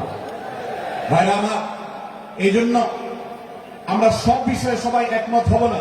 আজকের এই মাহফিলে যত মানুষ এসেছেন সবাই সব বিষয়ে একমত নন। এমনকি আজকের এই মাহফিল কর্তৃপক্ষ যে আয়োজন করছেন 3 দিন ব্যাপী, এই মাহফিলে আপনারা দেখেছেন এখানে কওমি এবং আলিয়া উভয় জায়গা থেকে বক্তা নির্বাচন করা হয়েছে, অসাধারণ সমন্বয় করা হয়েছে। এটি একটি ঐক্যের বার্তা। আমরা আশা করব মাঠ পর্যায়ে আমরা যারা কাজ করব, আমরা প্রত্যেকে আমাদের অন্য মতের, ভিন্ন মতের যে সমস্ত মুসলমান ভাইরা আছেন, তার সাথে আপনার কোনো থটগত মত পার্থক্য থাকতে পারে, চিন্তাগত কোনো ভিন্ন মত থাকতে পারে, কিন্তু দিন শেষে তিনি আপনার মুসলমান ভাই। তার আল্লাহ আর আপনার আল্লাহ এক, তার রাসূল এবং আপনার রাসূল এক, তার কিবলা এবং আপনার কিবলা এক, তার কোরআন আর আপনার কোরআন এক, তার নামাজ আর আপনার নামাজ এক, তার রোজা আর আপনার রোজা এক, তার যাকাত এবং আপনার যাকাত এক, তার সাথে আপনার মোটা এবং মৌলিক বিষয়ে কোনো মত পার্থক্য নাই। অতএব ছোটখাটো বিষয়কে কেন্দ্র করে আপনি যদি তাকে আপনার প্রতিপক্ষ মনে করেন, আপনি যদি তাকে আপনার শত্রু মনে করেন, এটা হবে আপনার ইসলামের জন্য, আপনার জন্য, এদেশের মুসলমানদের জন্য সবচেয়ে বড় ভুল। ভাইরা আমার, হারদুই হযরত আশরাফ আলী থানভী রহমাতুল্লাহ আলাইহির সর্বশেষ খলিফা আবুল ওয়াসাব রহমাতুল্লাহ আলাইহি বলতেন, दीन के हर काम करने वालों को रफीक समझो, फरीक न समझो। যারাই আল্লাহর দ্বীনকে বুলন্দ করবার জন্য, যারাই আল্লাহর দ্বীনকে সেবা দেওয়ার জন্য, খেদমত করার জন্য কাজ করছে, তার পদ্ধতি তোমার থেকে ভিন্নতর হতে পারে। তাকে তুমি তোমার বন্ধু মনে করো, সহযাত্রী মনে করো, পথযাত্রী মনে করো, সহযোদ্ধা মনে করো, তোমার প্রতিপক্ষ মনে করবে না। প্রিয় ভাই আমার, আজ বাংলাদেশে ইসলাম যতটা পিছিয়ে আছে তার প্রধান কারণ হলো আমাদের অনৈক্য। আজ আমরা যদি আমাদের মধ্যকার যে সমস্ত দেয়াল এবং প্রাচীরগুলো, অদৃশ্য প্রাচীরগুলো উঠে আছে, যেগুলো আমাদের মুসলিম ভ্রাতৃত্বকে ভেঙে খান খান করে দিয়েছে, টুকরো টুকরো করে দিয়েছে, যদি আজ আমরা সে সমস্ত অদৃশ্য প্রাচীরগুলো দূরে সরাতে পারতাম, আমার ভিন্ন মতের ভাইকে যদি আমার ভাই মনে করতে পারতাম, তার যদি আমি কল্যাণকামী হতে পারতাম, আল্লাহর কোরআনের ঘোষণা অনুযায়ী এই মুসলমানদের ঐক্যবদ্ধ শক্তিকে দমাবার শক্তি পৃথিবীর কারোর নাই, কারোর নাই, কারোর নাই। আজ আমার ভাইয়েরা ফিলিস্তিনে মার খাচ্ছে, যদি আজ গোটা বিশ্বের মুসলমানরা আমরা ফিলিস্তিনের মুসলমানদের উদ্ধারের ব্যাপারে ঐক্যবদ্ধ থাকতাম, ফিলিস্তিনের মুসলমানের দিকে চোখ তুলে তাকাবার শক্তি বিশ্বের কোন কাফেরদের থাকতো না। আজ যদি আমরা আমাদের মুসলমান নির্যাতিত ভাইদের ব্যাপারে সারা বিশ্বের মুসলমানরা ঐক্যবদ্ধ অবস্থান গ্রহণ করতে পারতাম, মুসলমানের দিকে চোখ তুলে তাকাবার শক্তি বিশ্বের কোন কারো থাকতো না। ভাইরা আমার, গোটা বিশ্বে ঐক্য প্রতিষ্ঠা করা আপনার আমার মতো সাধারণ মানুষের দ্বারা হয়তো সম্ভবপর হবে না, কিন্তু আমরা যারা মাঠ পর্যায়ে কাজ করছি, আমি আপনাদেরকে করজোড় করে অনুরোধ করতে চাই। আমি জানি আপনার এলাকাতে, আপনার মহল্লাতে আপনার সাথে অন্য মুসলমান ভাইদের অনেক ক্ষেত্রে মতভিন্নতা আছে। সেটা রাজনৈতিক দৃষ্টিভঙ্গির ক্ষেত্রে হতে পারে, সেটা ধর্মীয় থট এবং মানহাজ, মাযহাব, মাসলাকগতভাবে হতে পারে, সেটা অন্য কোন ইস্যু ভিত্তিক মত পার্থক্য হতে পারে। আল্লাহর জন্য, আল্লাহর ওয়াস্তে আল্লাহর ওই আয়াতকে মেনে আমল করার চেষ্টা করি আমরা। আল্লাহ বলেছেন ওয়া'তাসিমু বিহাবলিল্লাহি জামিআন ওয়া লা তাফাররাকু, তোমরা আল্লাহর রশিকে সবাই ঐক্যবদ্ধভাবে আঁকড়ে করে ধরো, ঐক্যবদ্ধভাবে আল্লাহর রশিকে আঁকড়ে ধরো, তোমরা পরস্পর বিচ্ছিন্ন হয়ে যেও না। আমরা অনেক ফরজের কথা শুনেছি, নামাজ রোজা ফরজ আমরা জানি, বাবা মার প্রতি সদ্ব্যবহার করার ফরজের কথা আমরা জানি, আত্মীয়তার সাথে সুসম্পর্ক আত্মীয়তার বন্ধন রক্ষার কথা আমরা জানি, ফরজ হওয়ার কথা জানি, কিন্তু মুসলমানদের ঐক্যবদ্ধ থাকতে হবে এই ফরজের কথা আমরা অনেকেই জানি না। ভাইরা আমার, মুসলমানদেরকে আল্লাহ রাব্বুল আলামিন ঐক্যবদ্ধ থাকার নির্দেশ দিয়েছে। এই ঐক্যটা এর মানে এই নয় যে সবাই এক মতের হয়ে যাবে সব বিষয়ে, বিভিন্ন বিষয়ে আমাদের মধ্যে মত পার্থক্য থাকবে, তারপরে আমরা একে অন্যের সহযোদ্ধা হব, সহযাত্রী হব, আমরা একে অন্যের কল্যাণকামী হব, একে অন্যের ভালো চাইবো। আমার ভিন্ন মতের মুসলমানের কোন ক্ষতিতে আমি খুশি হব না, তার ক্ষতিতে আমি কষ্ট পাবো, তার সাফল্যকে আমি এনজয় করব, আনন্দিত হব। এটা যদি করতে না পারি তো আমি কখনো খালেস এবং সাচ্চা মুসলমান হতে পারলাম না। আল্লাহ তাআলা আমাদের অন্তরগুলোকে উদার করে দিন, ব্রড করে দিন, প্রশস্ত করে দিন, বড় করে দিন, উম্মার ঐক্যের প্রয়াসী হওয়ার তৌফিক দান করুন না। আমি ভাইরা আমার, আমরা মহল্লায় মহল্লায়, এলাকায় এলাকায়, মসজিদে মসজিদে, আমাদের নিজস্ব বলয়ে, নিজস্ব অঙ্গনে আমরা চেষ্টা করব ভিন্ন ভিন্ন মতের মুসলিম ভাইকেও আমার ভাই হিসাবে আঁকড়ে ধরার, আপন করা। ডক্টর খন্দকার আব্দুল্লাহ জাহাঙ্গীর রাহমাহুল্লাহ এই অঞ্চলের সন্তান, তিনি বলতেন বেদাতে লিপ্ত কোন মুসলমান, তার ব্যাপারে আমি মনে করি আমার ভাই ভুলের মধ্যে আছে, তার ব্যাপারে আমার মায়া মমতা কাজ করে, আমি তার কল্যাণকামী, তাকে আমার ভাই মনে করি। ঠিক একইভাবে আমার কোন মুসলমান ভাইয়ের সাথে যে আমার ভিন্ন মতের কারণে আমার মনে হয় যে তিনি ভুল পথে আছেন, তারপর তাকে আমি শত্রু ভাববো না, তার কল্যাণ আমি চাইবো না।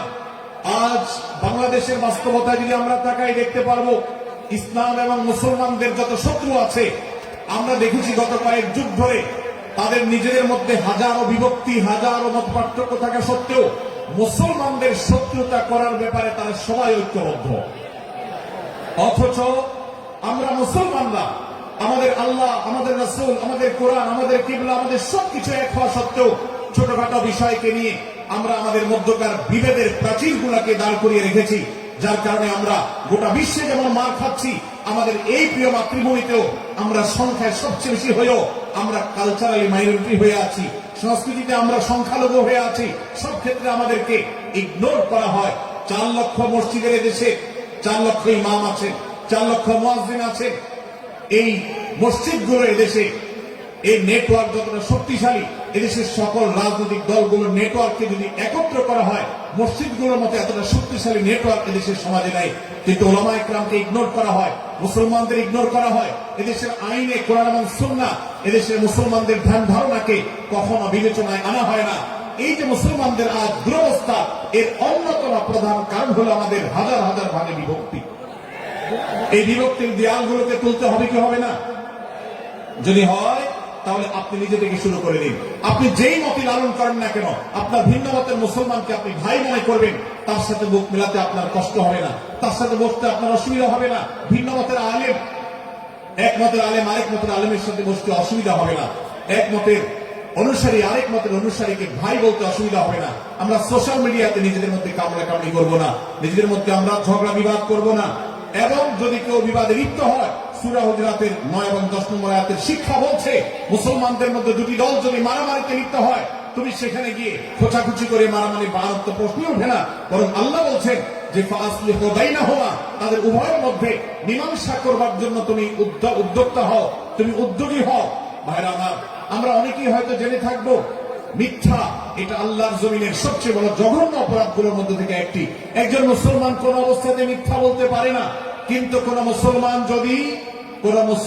যদি অন্য মুসলমানের সাথে কখনো বিবাদ বিতণ্ডায় লিপ্ত হয়ে যায়, দুজন মুসলমান বা দুটি বলয়, দুটি পক্ষ, দুটি গোষ্ঠী মুসলমানদের, তাদের মধ্যে যদি কোনো বিষয় যে ভুল বুঝাবুঝি তৈরি হয়, ভিন্ন মত সৃষ্টি হয়, একে অন্যের সাথে শত্রু ভাবাপন্ন হয়ে যায়, তাহলে তাদের দুই দলের মধ্যে বা দুই পক্ষের মধ্যে মীমাংসা করবার জন্য যদি মিথ্যা কথাও বলে, অর্থাৎ আপনি এক পক্ষের কাছে গিয়ে বললেন, ভাই আপনি যাকে এত খারাপ মনে করছেন, যার ব্যাপারে আপনি এতটা রাগান্বিত হয়ে আছেন, আমি তো জানি তিনি আপনার ব্যাপারে অনেক সব চিন্তা রাখেন, আপনার ব্যাপারে অনেক ইতিবাচক ভাবনা রাখেন, আপনার ব্যাপারে অনেক সুধারণা পোষণ করেন, আপনি যদি একজন মুসলমানের কাছে গিয়ে, এক পক্ষের কাছে গিয়ে যদি এই কথাটা বলেন, বাস্তবে তিনি যদি এটা নাও বলেন, তারপরেও আপনি যদি এই মিথ্যা কথা বলেন, এই মিথ্যা এটা শুধু জায়েজ নয়, বরং এই মিথ্যাটা এর মাধ্যমে আপনি যে তাদের পরস্পরের সম্পর্ককে ভালো করার চেষ্টা করেছেন, এর মাধ্যমে আপনি আল্লাহর কাছে নেকি এবং সওয়াব পাবেন ইনশাআল্লাহ।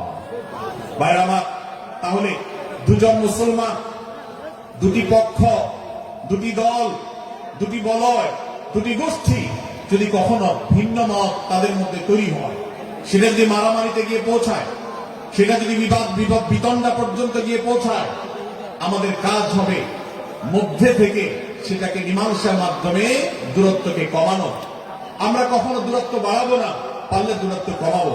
ডক্টর খন্দকার আব্দুল জাহাঙ্গীর রহমতুল্লাহ একটি কথা বলতেন, মুসলমানদের বাড়িতে যে আগুন লেগেছে, বিভেদের আগুন, মতবিরোধের আগুন, মত পার্থক্য, এটা মতবিরোধে যে পৌঁছে গেছে, এই আগুন তিনি বলতেন, আমি নিভাবার মতো শক্তি আমার নাই, এত পাওয়ার নাই যে বহুদা বিভক্ত মুসলমানদেরকে আমি ঐক্যবদ্ধ করে ফেলবো, এত শক্তি আমার হাতে নেই।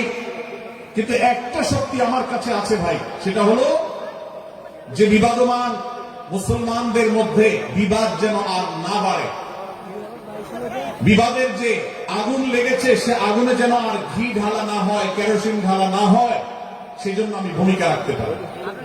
আমি আপনাদেরকে বিনয়ের সাথে অনুরোধ করতে চাই, যত বিষয় নিয়ে আমাদের মুসলমানদের পরস্পরের মত পার্থক্য আছে, হতে পারে সেটা মাসআলা নিয়ে, হতে পারে সেটা রাজনৈতিক অবস্থানকে কেন্দ্র করে, হতে পারে অন্য কোন বিষয়কে কেন্দ্র করে, আল্লাহর ওয়াস্তে আপনি বিভেদ মিটাতে পারেন আর না পারেন, বিভেদ যেন না বাড়ে সেজন্য আপনি অবস্থান গ্রহণ করবেন, বিভেদ বাড়ার ক্ষেত্রে কোনো ভূমিকা পালন করবেন না, এবং সব সময় উম্মাহ ঐক্য প্রয়াস চাইবেন, প্রয়াস চালাবেন, উম্মাহ ঐক্য চেষ্টা করবেন।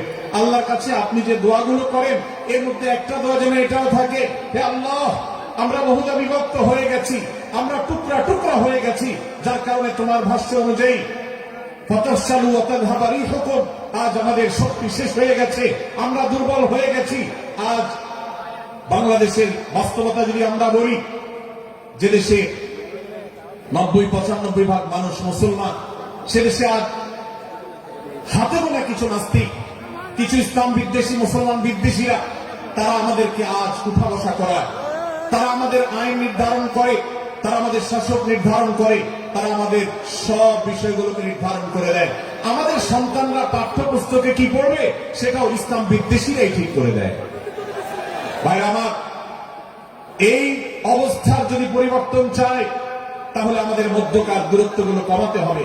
এই জন্য আপনার দোয়ার মধ্যে আল্লাহর কাছে নিবেদন করুন, আল্লাহ আপনি আমাদের মধ্যকার বিভেদগুলো কমিয়ে দিন, আল্লাহ আমাদের ওলামাদেরকে ঐক্যবদ্ধ করে দিন, আল্লাহ আমাদেরকে ইত্তেহাদ মাল ইখতিলাফ, বৈচিত্র্যময় ঐক্য, মতভিন্ন থাকা সত্ত্বেও মৌলিক বিষয় ঐক্যবদ্ধ হওয়ার তৌফিক দান করুন। সীসাডালা প্রাচীরের মতো আমাদেরকে কাঁধে কাঁধ মিলিয়ে আল্লাহ মুক্তার রাসূল সাল্লাল্লাহু আলাইহি সাল্লামের আদেশ নিষেধকে ব্যক্তি, সমাজ, পরিবার, রাষ্ট্রের সর্বত্র বাস্তবায়নের জন্য কাজ করার তৌফিক দান করুন। আমরা আমাদের দোয়ার মধ্যে মুসলমানদের ঐক্যের জন্য দোয়া করবো তো ইনশাআল্লাহ, আল্লাহ তাআলা আমাদেরকে সেই তৌফিক দান করুন। ভাইরা আমার, তাহলে সূরা হুজুরাতের তৃতীয় শিক্ষা বলছিলাম, 9 থেকে 10 নম্বর আয়াতে আল্লাহ রাব্বুল আলামিন মুসলমানদের মধ্যে যদি কখনো বিবাদ, বিতণ্ডা, মারামারি, হানাহানি সৃষ্টি হয়, তাহলে সেটিকে মীমাংসা করবার কথা বলেছেন। অতএব যদি কোনো স্বামী স্ত্রীর মধ্যেও কখনো মনোমালিন্য তৈরি হয়, আপনার যদি সেখানে ভূমিকা রাখবার সুযোগ থাকে, আপনি চেষ্টা করবেন উভয়ের মধ্যে দূরত্বটা কমাবার জন্য। আমরা অনেকে আজকাল নামাজ কালাম পড়ি, রোজা রাখি, দাড়ি রাখি, অনেক ভালো ভালো কথা বলি, অথচ দুজনের মধ্যে গন্ডগোল লাগলে আমরা সেখানে এক পক্ষ হয়ে আরেক পক্ষকে আমরা খেপিয়ে তুলি। পারলে অনেকে চগলখড়ি করেন, প্রত্যেক পক্ষের কাছে গিয়ে অপর পক্ষের ব্যাপারে মিথ্যা কথা বলে তাদের মধ্যে ভেজালকে আরো বাড়িয়ে দেন। এই জন্য নবী সাল্লাল্লাহু আলাইহি ওয়াসাল্লামের ঐতিহাসিক হাদিস রয়েছে, লা ইয়াদখুলুল জান্নাতা নাম্মাম, যে ব্যক্তি চগলখড়ি করে, দুজনের মধ্যকার গন্ডগোল ফাসাদ বৃদ্ধিতে যে ব্যক্তি ভূমিকা রাখে, ভেজাল লাগায়, এই চগলখোর কখনো জান্নাতে যাবে না। আমাদের অনেকেরই এই দুঃস্বভাব আছে, এই খারাপ চরিত্র আছে। সূরা হুজুরাত, এই জন্য আমাদের আজকের যে সমাজ বাস্তবতা আছে, আমাদের যে ব্যাধি আছে ব্যক্তিগত পর্যায়ে, আমাদের পরিবারের, সমাজের সর্বত্র যে ব্যাধিগুলো ছেয়ে গেছে, সূরা হুজরাতের প্রতিটি আয়াত যেন সেই ব্যাধির সবচেয়ে বড় মহৌষধ, সেজন্য সবচেয়ে বড় প্রতিষেধক, সেজন্য সবচেয়ে বড় সমাধান। এই জন্য আমি বলেছি শুরুতে, আমার যদি আল্লাহ শক্তি সামর্থ্য দিতে প্রত্যেক মুসলমানের হাতে পায়ে ধরে সূরা হুজরাতের 18টি আয়াত, প্রত্যেকটি আয়াত আমি আমার মুসলমান ভাইদেরকে বলতাম বারবার পড়ুন, বারবার পাঠ করুন, বোঝার চেষ্টা করুন, জীবনকে পরিবর্তন করুন। এদেশে নামাজি মুসলমান আপনি কম বেশি পাবেন, এদেশে রোজাদার মুসলমান কম বেশি পাবেন, এদেশে হজ আদায়কারী মুসলমান কম বেশি পাবেন, এদেশে তাসবিরত মুসলমান কম বেশি পাবেন, কিন্তু এদেশে আচার আচরণ, কাজ কারবার, আখলাক এবং বান্দার হক এবং অধিকার, অন্যের অধিকার সংশ্লিষ্ট বিষয়ে সচেতন মুসলমান আপনি খুব বেশি পাবেন না। আর এই জন্যই আমাদের জান্নাতের পথে অনেক বড় অন্তরায় হয়ে আছে। আজ আমাদের চরিত্রগুলো নষ্ট হয়ে গেছে। আমরা নামে মুসলমান, আমরা চগলখড়ি করি, আমরা নামে মুসলমান, দুজনের মধ্যে গন্ডগোল সৃষ্টি করে দেই। গন্ডগোল আগে থেকে সৃষ্টি থাকলে সেটাকে বাড়াবার চেষ্টা করি। আমরা নামে মুসলমান, আমাদের শিষ্টাচার নেই, আদব নেই, লেহাজ নেই। এই জন্য সূরা হুজরাতের প্রতিটি আয়াত আমাদেরকে শিক্ষা দেয়। আল্লাহ তাআলা আমাদের সকলকে এই শিক্ষাগুলো আজকের এই মাহফিল থেকে আমাদের বুকের ভেতরে পরম যত্ন সহকারে নিয়ে যাওয়া এবং আমাদের জীবনকে পরিবর্তন করার তৌফিক দান করুন। ভাইরা আমার, তৃতীয় এই শিক্ষাটি শেষ করে আমি বলতে চাচ্ছি, চতুর্থ আয়াতে আল্লাহ রাব্বুল আলামিন আমাদেরকে বলেছেন আমরা যেন কেউ কাউকে নিয়ে বিদ্রুপ না করি, ব্যঙ্গ না করি, কেউ কাউকে যেন বাজে নামে না ডাকি, কেউ যেন কাউকে খোঁচাখুচি না করি, কেউ যেন কারোর নাম বিকৃত করে তাকে না ডাকি। ভাইরা আমার, এই আয়াতটি আমি শুরুতে তেলাওয়াত করেছি। আল্লাহ বলেছেন ইয়া আইয়ুহাল্লাযীনা আমানু লা ইয়াসখার কওমুন মিন কওমিন আসা আন ইয়াকুনু খায়রাম মিনহুম। হে ঈমানদারেরা, হে মুসলমানেরা, তোমাদের কেউ যেন অন্য কারোর নাম ধরে অন্য কাউকে ব্যঙ্গ বিদ্রুপ ঠাট্টা না করে। আমরা একে অন্যকে নিয়ে ঠাট্টা করি কি করি না? বিদ্রুপ করার রোগ আমাদের মধ্যে আছে না নাই? ভাই আমার, জাগতিক বিষয় তো আছেই, এমনকি দুর্ভাগ্যজনক বাস্তবতা হলো ধর্মের নামে, ইসলামের নামে একদল মুসলমান অপর দল মুসলমানকে নিয়ে হাসি, ব্যঙ্গ, বিদ্রুপ, রাসারাসি এবং নাম বিকৃত করা এবং খোঁচাখুচি করা, এই কাজগুলো আমাদের মধ্যে আছে না নাই?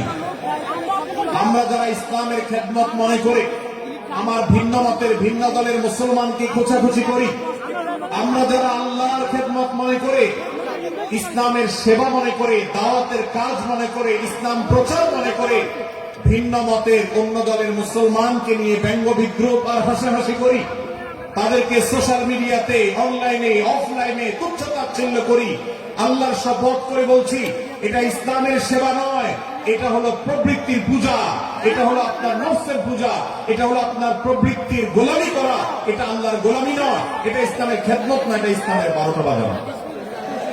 ভাইরা আমার, কোন অবস্থাতে একজন মুসলমান অন্য মুসলমানকে নিয়ে ব্যঙ্গ বিদ্রুপ করতে পারে না। আমার মুসলমান ভাই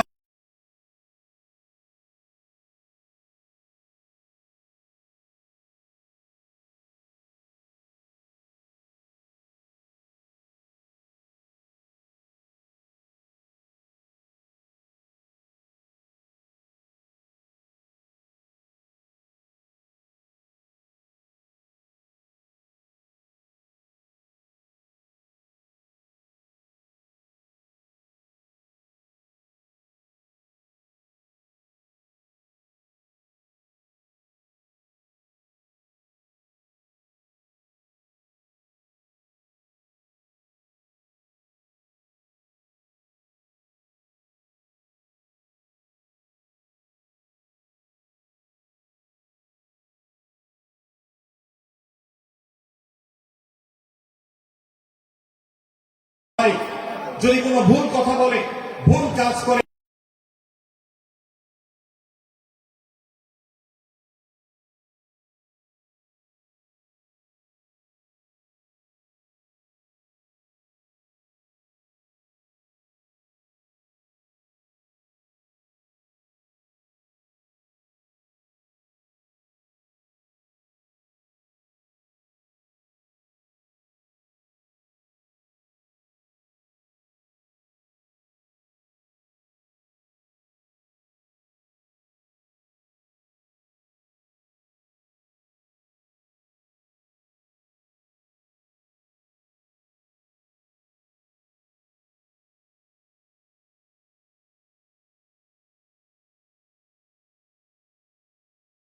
তাকে জাহান্নামে। আমরা এনজয় করি, আমরা হাসাহাসি করি, আমাদের রুচি নষ্ট হতে হতে আজ এই পর্যায়ে এসেছে যে এটা আমাদের এনজয়ের বিষয় হয়েছে, এটা আমাদের আনন্দের বিষয় হয়েছে। ভাইরা আমার, সূরা হুজুরাতে এই আয়াত অর্থাৎ 11 নম্বর আয়াত, এই আয়াত বলছে আমাদের জন্য কোন মুসলমানকে, কোন মানুষকে ব্যঙ্গ বিদ্রুপ করা হারাম। কোন মুসলমানকে ব্যঙ্গ বিদ্রুপ করা কি হারাম। অতএব আপনি রসিকতা করে যদি কারোর সাথে ব্যঙ্গ বিদ্রুপ করেন এবং সেটা যদি তার মনে কষ্ট হওয়ার কারণ হয়, তিনি যদি সমাজের মানসিকতায় হাও প্রতিপন্ন হন, তাহলে ইসলামী শরীয়তের দৃষ্টিকোণ থেকে সারা বিশ্বের সমস্ত ওলামাদের ঐক্যমতে সেটা হারাম। আমরা চুরি করা হারাম জানি, আমরা ডাকাতি করা হারাম জানি, আমরা মাদক সেবন করা হারাম জানি, আমরা নামাজ ত্যাগ করা হারাম জানি। এই সমস্ত হারাম থেকে আমরা অনেকেই বেঁচে থাকি, কিন্তু আমি আমার মুসলমান ভাইয়ের চরিত্র হনন করছি শুধুমাত্র সাধারণ জীবনযাত্রার ক্ষেত্রে করছি তা নয়, এমনকি ধর্মের নামে, ইসলাম প্রচারের নামে, দাওয়াতের নামে আমরা আমাদের প্রতিপক্ষ মুসলমান ভাইকে নিয়ে অনেক সময় ব্যঙ্গ বিদ্রুপ করি, হাসাহাসি করি, তাকে ছোট করি, তাচ্ছিল্য করি, হেয় করি, তার সম্মানহানি করি। আমরা জানি না আমাদের প্রিয় নবী সাল্লাল্লাহু আলাইহি ওয়াসাল্লাম এর একটা হাদিস আমাদের সামনে রয়েছে, সেই মুসলিমে বর্ণিত হয়েছে। নবী করিম সাল্লাল্লাহু আলাইহি ওয়াসাল্লামের এই হাদিস আজ সবচেয়ে অসহায় হাদিস। অসহায় হাদিস এই জন্য বললাম যে আজকে এই হাদিসের উপরে কেউ আমল করে না, এই হাদিসটাকে কেউ পাত্তা দেয় না, এই হাদিসকে কেউ গুরুত্ব দেয় না, অথচ এই হাদিস প্রত্যেক মুসলমানের বুকে বুকে ঝুলিয়ে রাখা দরকার। এই হাদিস আমাদের ঘরে ঘরে ঝুলানো দরকার, এই হাদিস আমাদের অফিসগুলোতে শোভা পাওয়া দরকার, এই হাদিস আমাদের জীবনে বাস্তবায়ন হওয়া দরকার। নবী করিম সাল্লাল্লাহু আলাইহি ওয়াসাল্লাম সেই হাদিস বর্ণনা করেছেন। আবু হুরায়রা রাদিয়াল্লাহু তাআলা আনহু তিনি বলেছেন, লা তাহাসাদু, লা তাহাসাদু, হে মুসলমানরা, তোমরা কেউ কাউকে কখনো হিংসা করবে না, কেউ কাউকে হিংসা করবে না। আমাদের মধ্যে হিংসা আছে না নাই? হিংসা আছে না নাই? আমরা একে অন্যকে হিংসা করি। একদল মুসলমান অন্য দল মুসলমানকে হিংসা করে, কেউ কারো ভালো দেখতে পারে না। ভাইরা আমার, আল্লাহ নবী বলেছেন, লা তাহাসাদু, তোমরা একে অন্যকে হিংসা করো না। ওয়ালা তানাজাসু, কেনা বেচা করতে গিয়ে কেউ কাউকে ধোঁকা দিও না, প্রতারণা করো না। ওয়ালা তাবাগাদু, তোমরা একে অন্যের সাথে শত্রুতা বিদ্বেষ পোষণ করবে না। ওয়ালা তাদাবারু, তোমাদের কেউ যেন কারোর পেছনে লেগে না থাকে, কাউকে অবজ্ঞা যেন না করে। ওয়ালা ইয়াবি আহাদুকুম আলা বাই'i আখি, এবং তোমাদের কেউ যেন আরেকজনের কেনাবেচার উপরে সেখানে ইন্টারফেয়ার করে সে যেন সেখানে কোন প্রকার ক্ষতিগ্রস্ত কাউকে না করে। ওয়াকুনু ইবাদাল্লাহি ইখওয়ানা, হে মুসলমানরা, তোমরা আল্লাহর বান্দা, ভাই ভাই হয়ে থাকো। তোমাদের মধ্যে মত পার্থক্য থাকুক, দলগত মত পার্থক্য, অবস্থানগত মত পার্থক্য, ধর্মগত মত পার্থক্য, মাযহাব মাসলাকগত মত পার্থক্য থাকুক, কিন্তু তোমরা আল্লাহর বান্দা, ভাই ভাই হয়ে থাকো। এক দলের মুসলমানকে আল্লাহ তাআলা ভাই ভাই হতে বলেন নাই, এক গ্রুপের মুসলমানকে আল্লাহ ভাই ভাই হতে বলেন নাই, এক দলের মুসলমানকে আল্লাহ ভাই ভাই হতে বলেন নাই, নিজ দলের মুসলমানের সাথে আল্লাহ ভাই ভাই থাকতে বলেন নাই। আল্লাহ বলেছেন সকল মুসলমানদের সাথে ভাই ভাই হয়ে থাকার জন্য, ভ্রাতৃত্বের বন্ধনে থাকার জন্য। এই জন্য আল্লাহ নবী সাল্লাল্লাহু আলাইহি ওয়াসাল্লাম সে নির্দেশ করেছেন।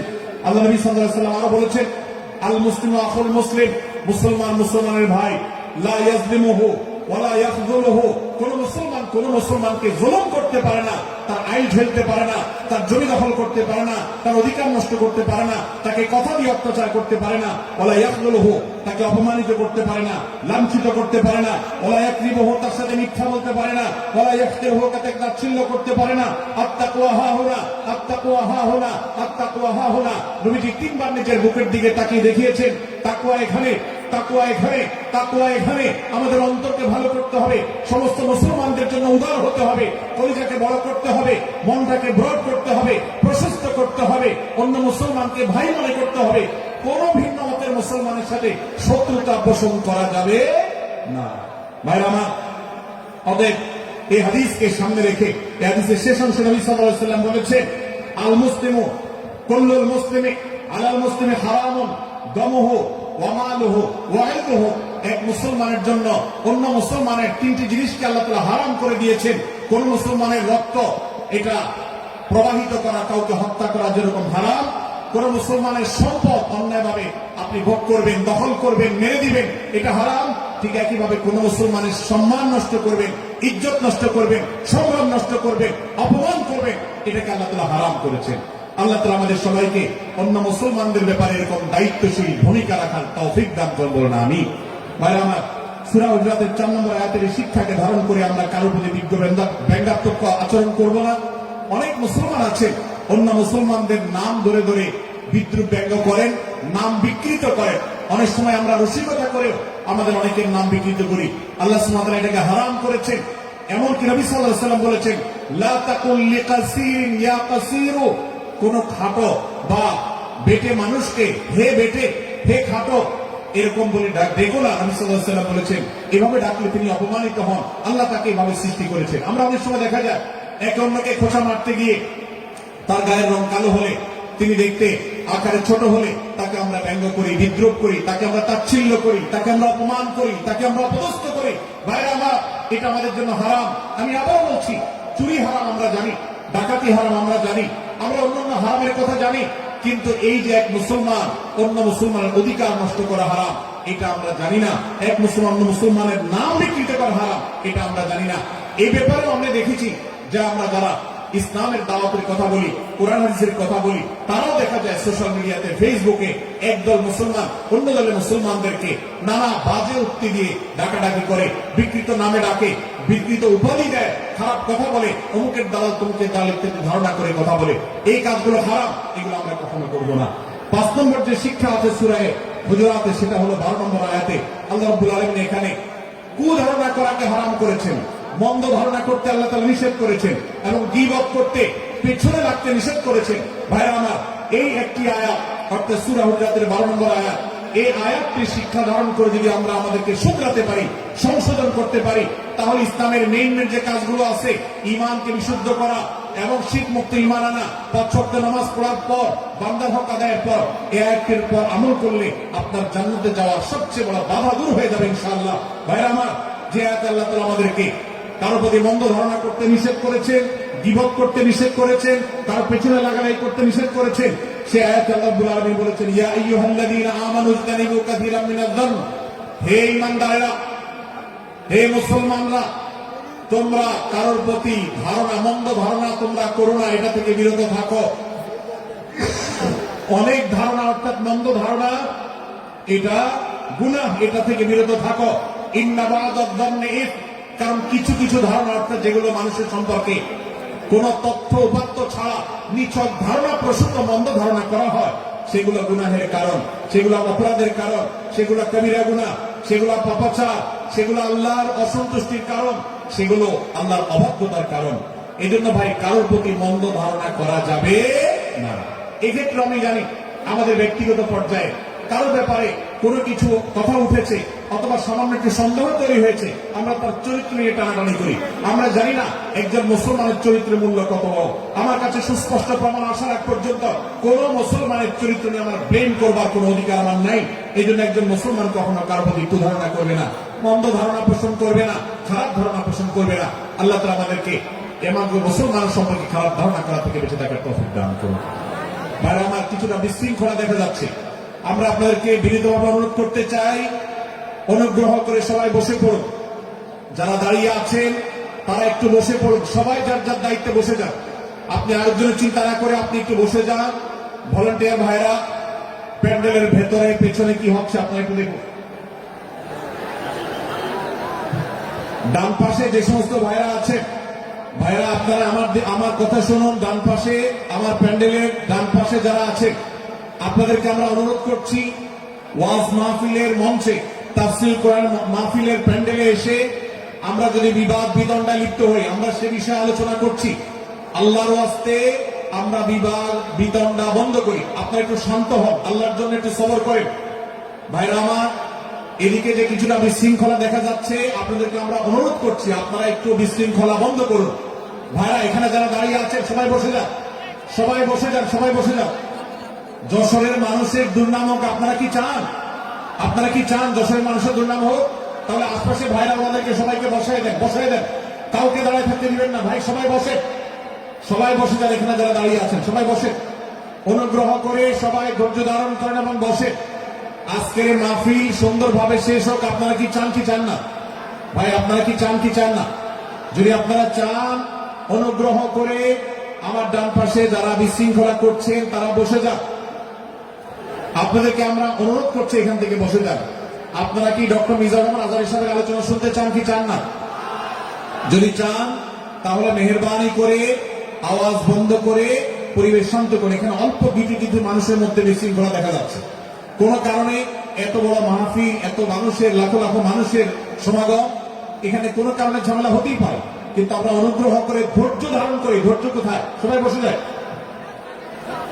সবাই বসে যান, আওয়াজ বন্ধ করেন। ভলান্টিয়ার ভাইয়েরা এদিকে বিনয়ের সাথে মানুষদেরকে বসানোর জন্য চেষ্টা করেন। আশপাশের যারা আছেন বসে, তারা দাঁড়ানো ভাইদেরকে হাতে পায়ে ধরে বসান। সবাই সবাইকে টান দিয়ে বসান। ভাই এই পাশে যারা বিশৃঙ্খল আচরণ করছেন তারা আপনারা একটু বসেন। আপনার যদি বিশৃঙ্খল আচরণ না থামান তাহলে সেক্ষেত্রে মাহফিল সুন্দরভাবে শেষ করা যাবে না। আমার আলোচনার শেষের দিকে আমরা আলোচনা শেষ করে এসে নামাজ পড়বো, তারপরে আমাদের শেষ অধিবেশন হবে ইনশাআল্লাহ।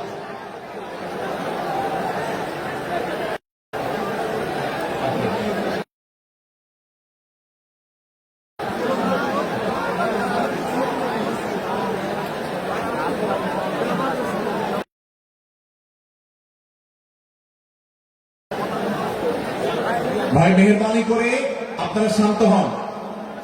আমাদের আলোচনার পর আজকের আমাদের প্রধান আকর্ষণ এবং প্রধান বক্তা ডক্টর মিজানুর রহমান আজহারী হাফিজাহুল্লাহ তিনি আসবেন, তিনি আলোচনা করবেন। তারপরে আমরা মাঠে ইনশাআল্লাহ সবাই জামাতের সাথে ইশার সালাত আদায় করব। আমি কয়েক মিনিটের মধ্যে আলোচনা শেষ করব, আপনারা মেহেরবানি করে শান্ত হন। জাযাকুমুল্লাহ খাইর। ভাইরা আমার, আমি যে জায়গাটা ছিলাম, সূরা হুজরাতের 12 নম্বর আয়াতে আল্লাহ রাব্বুল আলামিন আমাদেরকে সূরা হুজরাতের পঞ্চম শিক্ষা দিয়েছেন। মুসলমানদের জন্য যা গুরুত্বপূর্ণ তা হলো আমরা কারোর প্রতি মন্দ ধারণা করব না। এই ক্ষেত্রে ডক্টর আব্দুল্লাহ জাহাঙ্গীর রহমানুল্লাহর একটা উক্তি আমার মনে পড়ে। তিনি বলেছেন যে আজ আমাদের যারা ধর্ম চর্চা করি, আমরা যারা নিজেদেরকে প্র্যাকটিসিং মুসলমান মনে করি, আমাদের সবচেয়ে, হুজুরদের সবচেয়ে পছন্দের গুনাহ হলো মন্দ ধারণা করা, অন্যের ব্যাপারে খারাপ ধারণা করা। অমুক অমুকের দালাল, তমুক তমুকের দালাল, কোন তথ্য উপাত্ত ভিত্তি প্রমাণ ছাড়া নিছক ধারণার উপর ভিত্তি করে অন্য মুসলমান ভাইকে আমি এরকম নানা তকমা দিয়ে আমরা কবিরা গুনাহে লিপ্ত হচ্ছি। আমরা এই বদ ধারণা করা, মন্দ ধারণা করা যে কবিরা গুনাহ অনেকে জানি না। অনেকের পেছনে লাগছে, অনেকের ওয়াজ শুনছি দোষ বাই করার জন্য, স্ট্যাটাস পড়ছি ভুল বাই করার জন্য। এই যে মানুষের পেছনে লাগা, এটা আল্লাহ তাআলা নিষেধ করেছেন, ওয়ালা তাজাসসু, তোমরা কেউ কারোর ছিদ্র অন্বেষণ করা, দোষ আবিষ্কার করার চেষ্টা করবে না, এবং কেউ কারোর গীবত শিকায়াত করবে না। এই আয়াতে আমাদেরকে কেউ কারোর পেছনে পরনিন্দা করতে নিষেধ করেছেন। ইসলাম বলে আমরা মানুষের সামনে মানুষের ভুলের কথাগুলো বলবো বিনয়ের সাথে, যাতে তিনি সংশোধিত হন, আর তার পেছনে প্রশংসা করব। আমরা করি উল্টা, আমরা মানুষের সামনে এসে মানুষের প্রশংসা করি আর তার পেছনে গিয়ে তার দুর্নাম করি। ইসলামকে যদি আমরা মানতাম, সমাজটা সুন্দর হয়ে যেত। আমরা যদি সামনে কারোর দোষ বলতাম তাহলে তিনি সংশোধিত হতেন, আর পেছনে যদি গুণ বলতাম তাহলে তিনি ভালো সেখান থেকে শিক্ষা গ্রহণ করতেন। সূরা হুজরাতের 6 নম্বর শিক্ষা 13 নম্বর আয়াতে আল্লাহ তাআলা বলেছেন যে আমাদের সবার গোড়া কোত্থেকে এসেছে, আমাদের গর্বের কোনো বাহ্যিক কারণ নাই তাকওয়া ছাড়া। আল্লাহ বলেছেন, ইয়া আইয়ুহান নাস ইন্না খালাকনাকুম মিন যাকারিন ওয়া উনসা, হে মানুষ সকল, তোমাদেরকে আমি মানুষ, নারী এবং পুরুষ, আদম এবং হাওয়া থেকে সৃষ্টি করেছি। ওয়াজআলনাকুম শুউবান ওয়া ক্বাবাইলা লিতাআরাফু, বিভিন্ন গোত্রে তোমাদেরকে আমি বিভক্ত করেছি পরিচয় জানার জন্য, শুধুমাত্র। আর আল্লাহ বলেছেন শেষে, ইন্নাল্লাহা আলিমুন খাবীর, তোমরা কি করো আল্লাহ জানে। অতএব আমাদের কারোর পর কারোর শ্রেষ্ঠত্ব নেই তাকওয়া ছাড়া। আল্লাহ বলেছেন, ইন্না আকরামাকুম ইনদাল্লাহি আত্তাকুম, আমাদের মধ্যে সবচেয়ে মর্যাদাবান হবে তিনি যার মধ্যে তাকওয়া সবচেয়ে বেশি হবে। আমাদের কোন বংশগত গৌরব, কোন অঞ্চলগত গৌরব, অন্য কোন গৌরব আমাদের থাকবে না, শুধু তাকওয়ার গৌরব আমাদের থাকতে পারে। সেটাও গর্ব, নিষিদ্ধ গর্ব বা অহংকারের মতো নয়, বরং সেটা আমাদের বিনয়ের জায়গা। সর্বশেষ 7 নম্বর যে শিক্ষা সূরা হুজুরাতে রয়েছে, সেটা 14 থেকে 18 নম্বর আয়াতে আল্লাহ তাআলা ঈমান এবং ইসলামের চিহ্ন উল্লেখ করেছেন। যে 6টা শিক্ষা উল্লেখ করা হয়েছে, এর আলোকে মুসলমানকে, মুনাফিককে সেটা নিরূপণ হবে। এই জন্য আল্লাহ তাআলা শেষে এটি উল্লেখ করেছেন। এই 7টি শিক্ষাকে ধারণ করে আমরা আমাদেরকে ভালো মুসলমান হিসেবে গড়ে তোলার চেষ্টা করব, আমাদের জীবনকে সাজাবার চেষ্টা করব। আল্লাহ তাআলা আমাদের সবাইকে তৌফিক দান করুন। আমি আবার এক নজরে বলে শেষ করছি, সূরা হুজরাত কোরআনে কারীমের 26তম পারা, একটি সূরা 49 নম্বর সূরা, কোরআনের 18টি আয়াতের আছে। প্রথম থেকে 5 নম্বর আয়াত পর্যন্ত আল্লাহ রাসূলের সাথে আদব লেহাজ বজায় রাখা, শিষ্টাচার মেনটেন করা এবং সম্মানীয় ব্যক্তিদের সাথে এখান থেকে আমরা শিক্ষা নিয়ে আদব লেহাজ বজায় রাখা, তাদের সামনে আগ বেড়ে কথা না বলা, আগ বেড়ে কাজ না করা, উচ্চকণ্ঠে কথা না বলা, এই শিক্ষা আল্লাহ দিয়েছেন। দ্বিতীয়ত, আমাদেরকে কোন সংবাদ, বিশেষ করে অনির্ভরযোগ্য তথ্যের সংবাদ শুনে আমাদেরকে কারো ব্যাপারে ধারণা করার আগে আল্লাহ তাআলা আমাদেরকে যাচাই করার শিক্ষা দিয়েছেন। আমরা যেন গুজবে, আমরা যেন ধারণা প্রসূত কোন তথ্যে আমরা যেন কান না দেই, সেই শিক্ষা আল্লাহ আমাদেরকে দিয়েছেন। এটি 6 থেকে 8 নম্বর আয়াতে, 9 থেকে 10 নম্বর আয়াতে আল্লাহ তাআলা মুসলমানদের দুই গ্রুপের মধ্যে গন্ডগোল দেখা দিলে মীমাংসা করতে বলেছেন। এবং 4 নম্বর শিক্ষা 11 নম্বর আয়াতে বিদ্রুপ করতে নিষেধ করেছেন আল্লাহ তাআলা, কারণ নাম ধরে ব্যঙ্গ করাকে হারাম করা হয়েছে। এবং 5 নম্বর শিক্ষা 12 নম্বর আয়াতে আল্লাহ তাআলা দিয়েছেন, কারোর প্রতি মন্দ ধারণা করা যাবে না, কারোর পেছনে লাগা যাবে না, এবং কারোর মন্দ নামে কাউকে ডাকা যাবে না, কারোর সমালোচনা তার পেছনে করা যাবে না, এগুলোকে হারাম করা হয়েছে। 6 নম্বর শিক্ষা 13 নম্বর আয়াতে আল্লাহ বলেছেন, আমাদের সবার মধ্যে কারোর কোনো শ্রেষ্ঠত্ব নাই তাকওয়া ছাড়া। যার তাকওয়া যত বেশি, আল্লাহ ভীতি যত বেশি, তিনি আল্লাহর কাছে তত শ্রেষ্ঠ এবং সেরা। 7 নম্বর সর্বশেষ শিক্ষা হলো 14 থেকে 18 নম্বর আয়াতে আল্লাহ রাব্বুল আলামিন ঈমানদারদের আলামত, মুনাফিকদের আলামত উল্লেখ করেছেন। সেখান থেকে শিক্ষা নিয়ে আমরা আমাদের ঈমানকে পরখ করার চেষ্টা করব, আমাদের আমলকে পরখ করার চেষ্টা করব। আল্লাহ তাআলা আমাদেরকে সূরা হুজরাতের আলোকে আমাদের জীবনকে গঠন করার তৌফিক দান করবেন, আমিন। আল্লাহ তাআলা আমাদের সবাইকে আজকের এই তাফসীর কোরআন মাহফিল থেকে সূরা হুজরাতের এই 7টি শিক্ষাকে ধারণ করে ভালো মুসলমান, যে মুসলমান সম্পর্কে নবীজি বলেছেন আল মুসলিম আখুল মুসলিম, মুসলমান মুসলমানের ভাই। যে হাদিসে নবীজি বলেছেন যে আল মুসলিম মান সালিম আল মুসলিমুনা মিন লিসানি ওয়া ইয়াদি, মুসলমান সে যার হাত আর মুখ দ্বারা অন্য কোন মুসলমান কষ্ট পায় না, নিরাপদে থাকে। আমরা আমাদের সমাজকে শান্তিপূর্ণ সুশৃঙ্খল রাখতে হলে আমাদেরকে মুসলমান হতে হবে, ভালো মানুষ হতে হবে। আমাদের হাত মুখ দ্বারা কেউ কষ্ট পাবে না, কারো হক নষ্ট করব না, কারো অধিকার নষ্ট করব না, কারো কষ্টের কারণ হব না, কাউকে আঘাত করব না, কাউকে গালি দিব না, কারোর কোন প্রকার অধিকার খর্ব করব না, জুলুম করব না। আল্লাহ তাআলা আমাদের সবাইকে কোরআন এবং হাদিস যে মুসলিমের চিত্র অঙ্কন করেছে, কোরআন এবং হাদিসে মুসলিমের যে রূপরেখা বর্ণনা করেছে, কোরআন এবং হাদিসে যে আদর্শ মুসলমানের চিত্র উপস্থাপন করেছে, আল্লাহ আমাকে, আপনাকে, আমাদের সবাইকে সেই মুসলমান হওয়ার তৌফিক দান করবেন, আমিন। ভাই আমার, আমরা মুসলমানরা যদি কোরআন হাদিসের আলোকে সে আদর্শ মুসলমান হতে পারি, বিশ্বের মানচিত্র পরিবর্তন হতে সময় লাগবে না, বাংলাদেশের পরিস্থিতি পরিবর্তন হতে সময় লাগবে না। তবে সবকিছুর আগে আমাদেরকে বদলাতে হবে, আমাদেরকে মুসলমান হতে হবে, কোরআন এবং হাদিসের বাস্তব অনুসারী হতে হবে। প্রকৃত কোরআন হাদিসের অনুসারী হতে পারলে ইনশাআল্লাহ ইসলামের জয় হবে, কোরআন হাদিসের বিজয় হবে, মুসলমানদের বিজয় হবে, মুসলমানদের দুর্দিনের পরিবর্তন আসবে।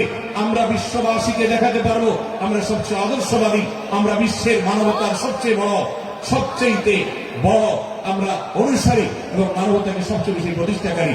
আল্লাহ তাআলা আমাদের সবাইকে, বিশ্ব মানবতাকে, আমাদের ইসলামের সৌন্দর্যকে আমাদের ব্যক্তি জীবনে চর্চা করার মধ্য দিয়ে, পরিবার এবং সমাজের চর্চা করার মধ্য দিয়ে ইসলামের সৌন্দর্যকে আল্লাহ তাআলা তুলে ধরার তৌফিক দান করুন। জাযাকুমুল্লাহু খায়রা ওয়া আখিরু দাওয়ানা আলহামদুলিল্লাহি রাব্বিল আলামিন। ওয়াসসালামু আলাইকুম ওয়া রাহমাতুল্লাহি ওয়া বারাকাতুহু। নারায়ে তাকবীর, লিল্লাহি তাকবীর। আল কোরআনের আলো, সংসদে জালো, বুকের মধ্যে জালো। সংগ্রামী তাওহীদি জনতা, 3 দিন ব্যাপী ঐতিহাসিক তাফসীরুল কোরআন মাহফিলের শেষ দিনের সমাপনী অংশে এই মুহূর্তে আমাদের মাঝে উপস্থিত হবেন বাংলাদেশের আলোচিত আলেমে দ্বীন, আন্তর্জাতিক খ্যাতি সম্পন্ন মুফাসসিরে কোরআন ডক্টর মিজানুর রহমান আজহারী সাহেব। আলোচনা পেশ করলেন মুহতারাম শায়েখ আহমদুল্লাহ হাফিজাহুল্লাহ। ডান দিকে যারা মাহফিলে বিশৃঙ্খলা করছেন, আমরা জানি এই জাতীয় বিশৃঙ্খলা করে মোবাইল চুরি করে এবং মানিব্যাগ চুরি করে। আমার মনে হয় এখানে তারা ঢুকে পড়েছে, তারা অনাকাঙ্ক্ষিত পরিস্থিতি তৈরি করে মোবাইল এবং মানিব্যাগ চুরি করতে চায়। সুতরাং চোর যদি না হন, পরিবেশ ঠিক করে দিবেন। যদি চোর না হন, আমাদের স্বেচ্ছাসেবক প্রশাসনের বাইরে কোন কথা বলবেন না। যদি সেটা বলেন তাহলে বুঝে নেব আপনি মোবাইল চোর, মানিব্যাগ চোর। চোরেরা এই জাতীয় পরিস্থিতি তৈরি করে তার পকেট থেকে মানিব্যাগ এবং ফোন হাতিয়ে নিয়ে লাখ লাখ টাকার বিজনেস করে থাকে। করে কন্ট্রোল করুন। কন্ট্রোল করার জন্য বিনীতভাবে অনুরোধ করছি। আমাদের প্রশাসন, স্বেচ্ছাসেবক, পুলিশ, ডিবি যারা যেভাবে দিক নির্দেশনা দেবেন, প্রতিটা দিক নির্দেশনা ফলো করার জন্য বিনীতভাবে অনুরোধ। এটা আপনাদের কাছে প্রত্যাশা। যদি সেটা করেন, আগামীতে আবার এই প্রোগ্রাম হবে। যদি না করেন, তাহলে প্রোগ্রাম হবে ইনডোর। হ্যালো, সুপ্রিয় হাজির, আমাদের প্রধান আকর্ষণ বাংলাদেশের তাফসিরুল কোরআন মাহফিলের পাঞ্জেরি তরুণ প্রজন্মের নদীজা ডক্টর মিজানুর রহমান আজহারি হাফিজুল্লাহ কিছুক্ষণের মধ্যে উপস্থিত হবেন। তার আগে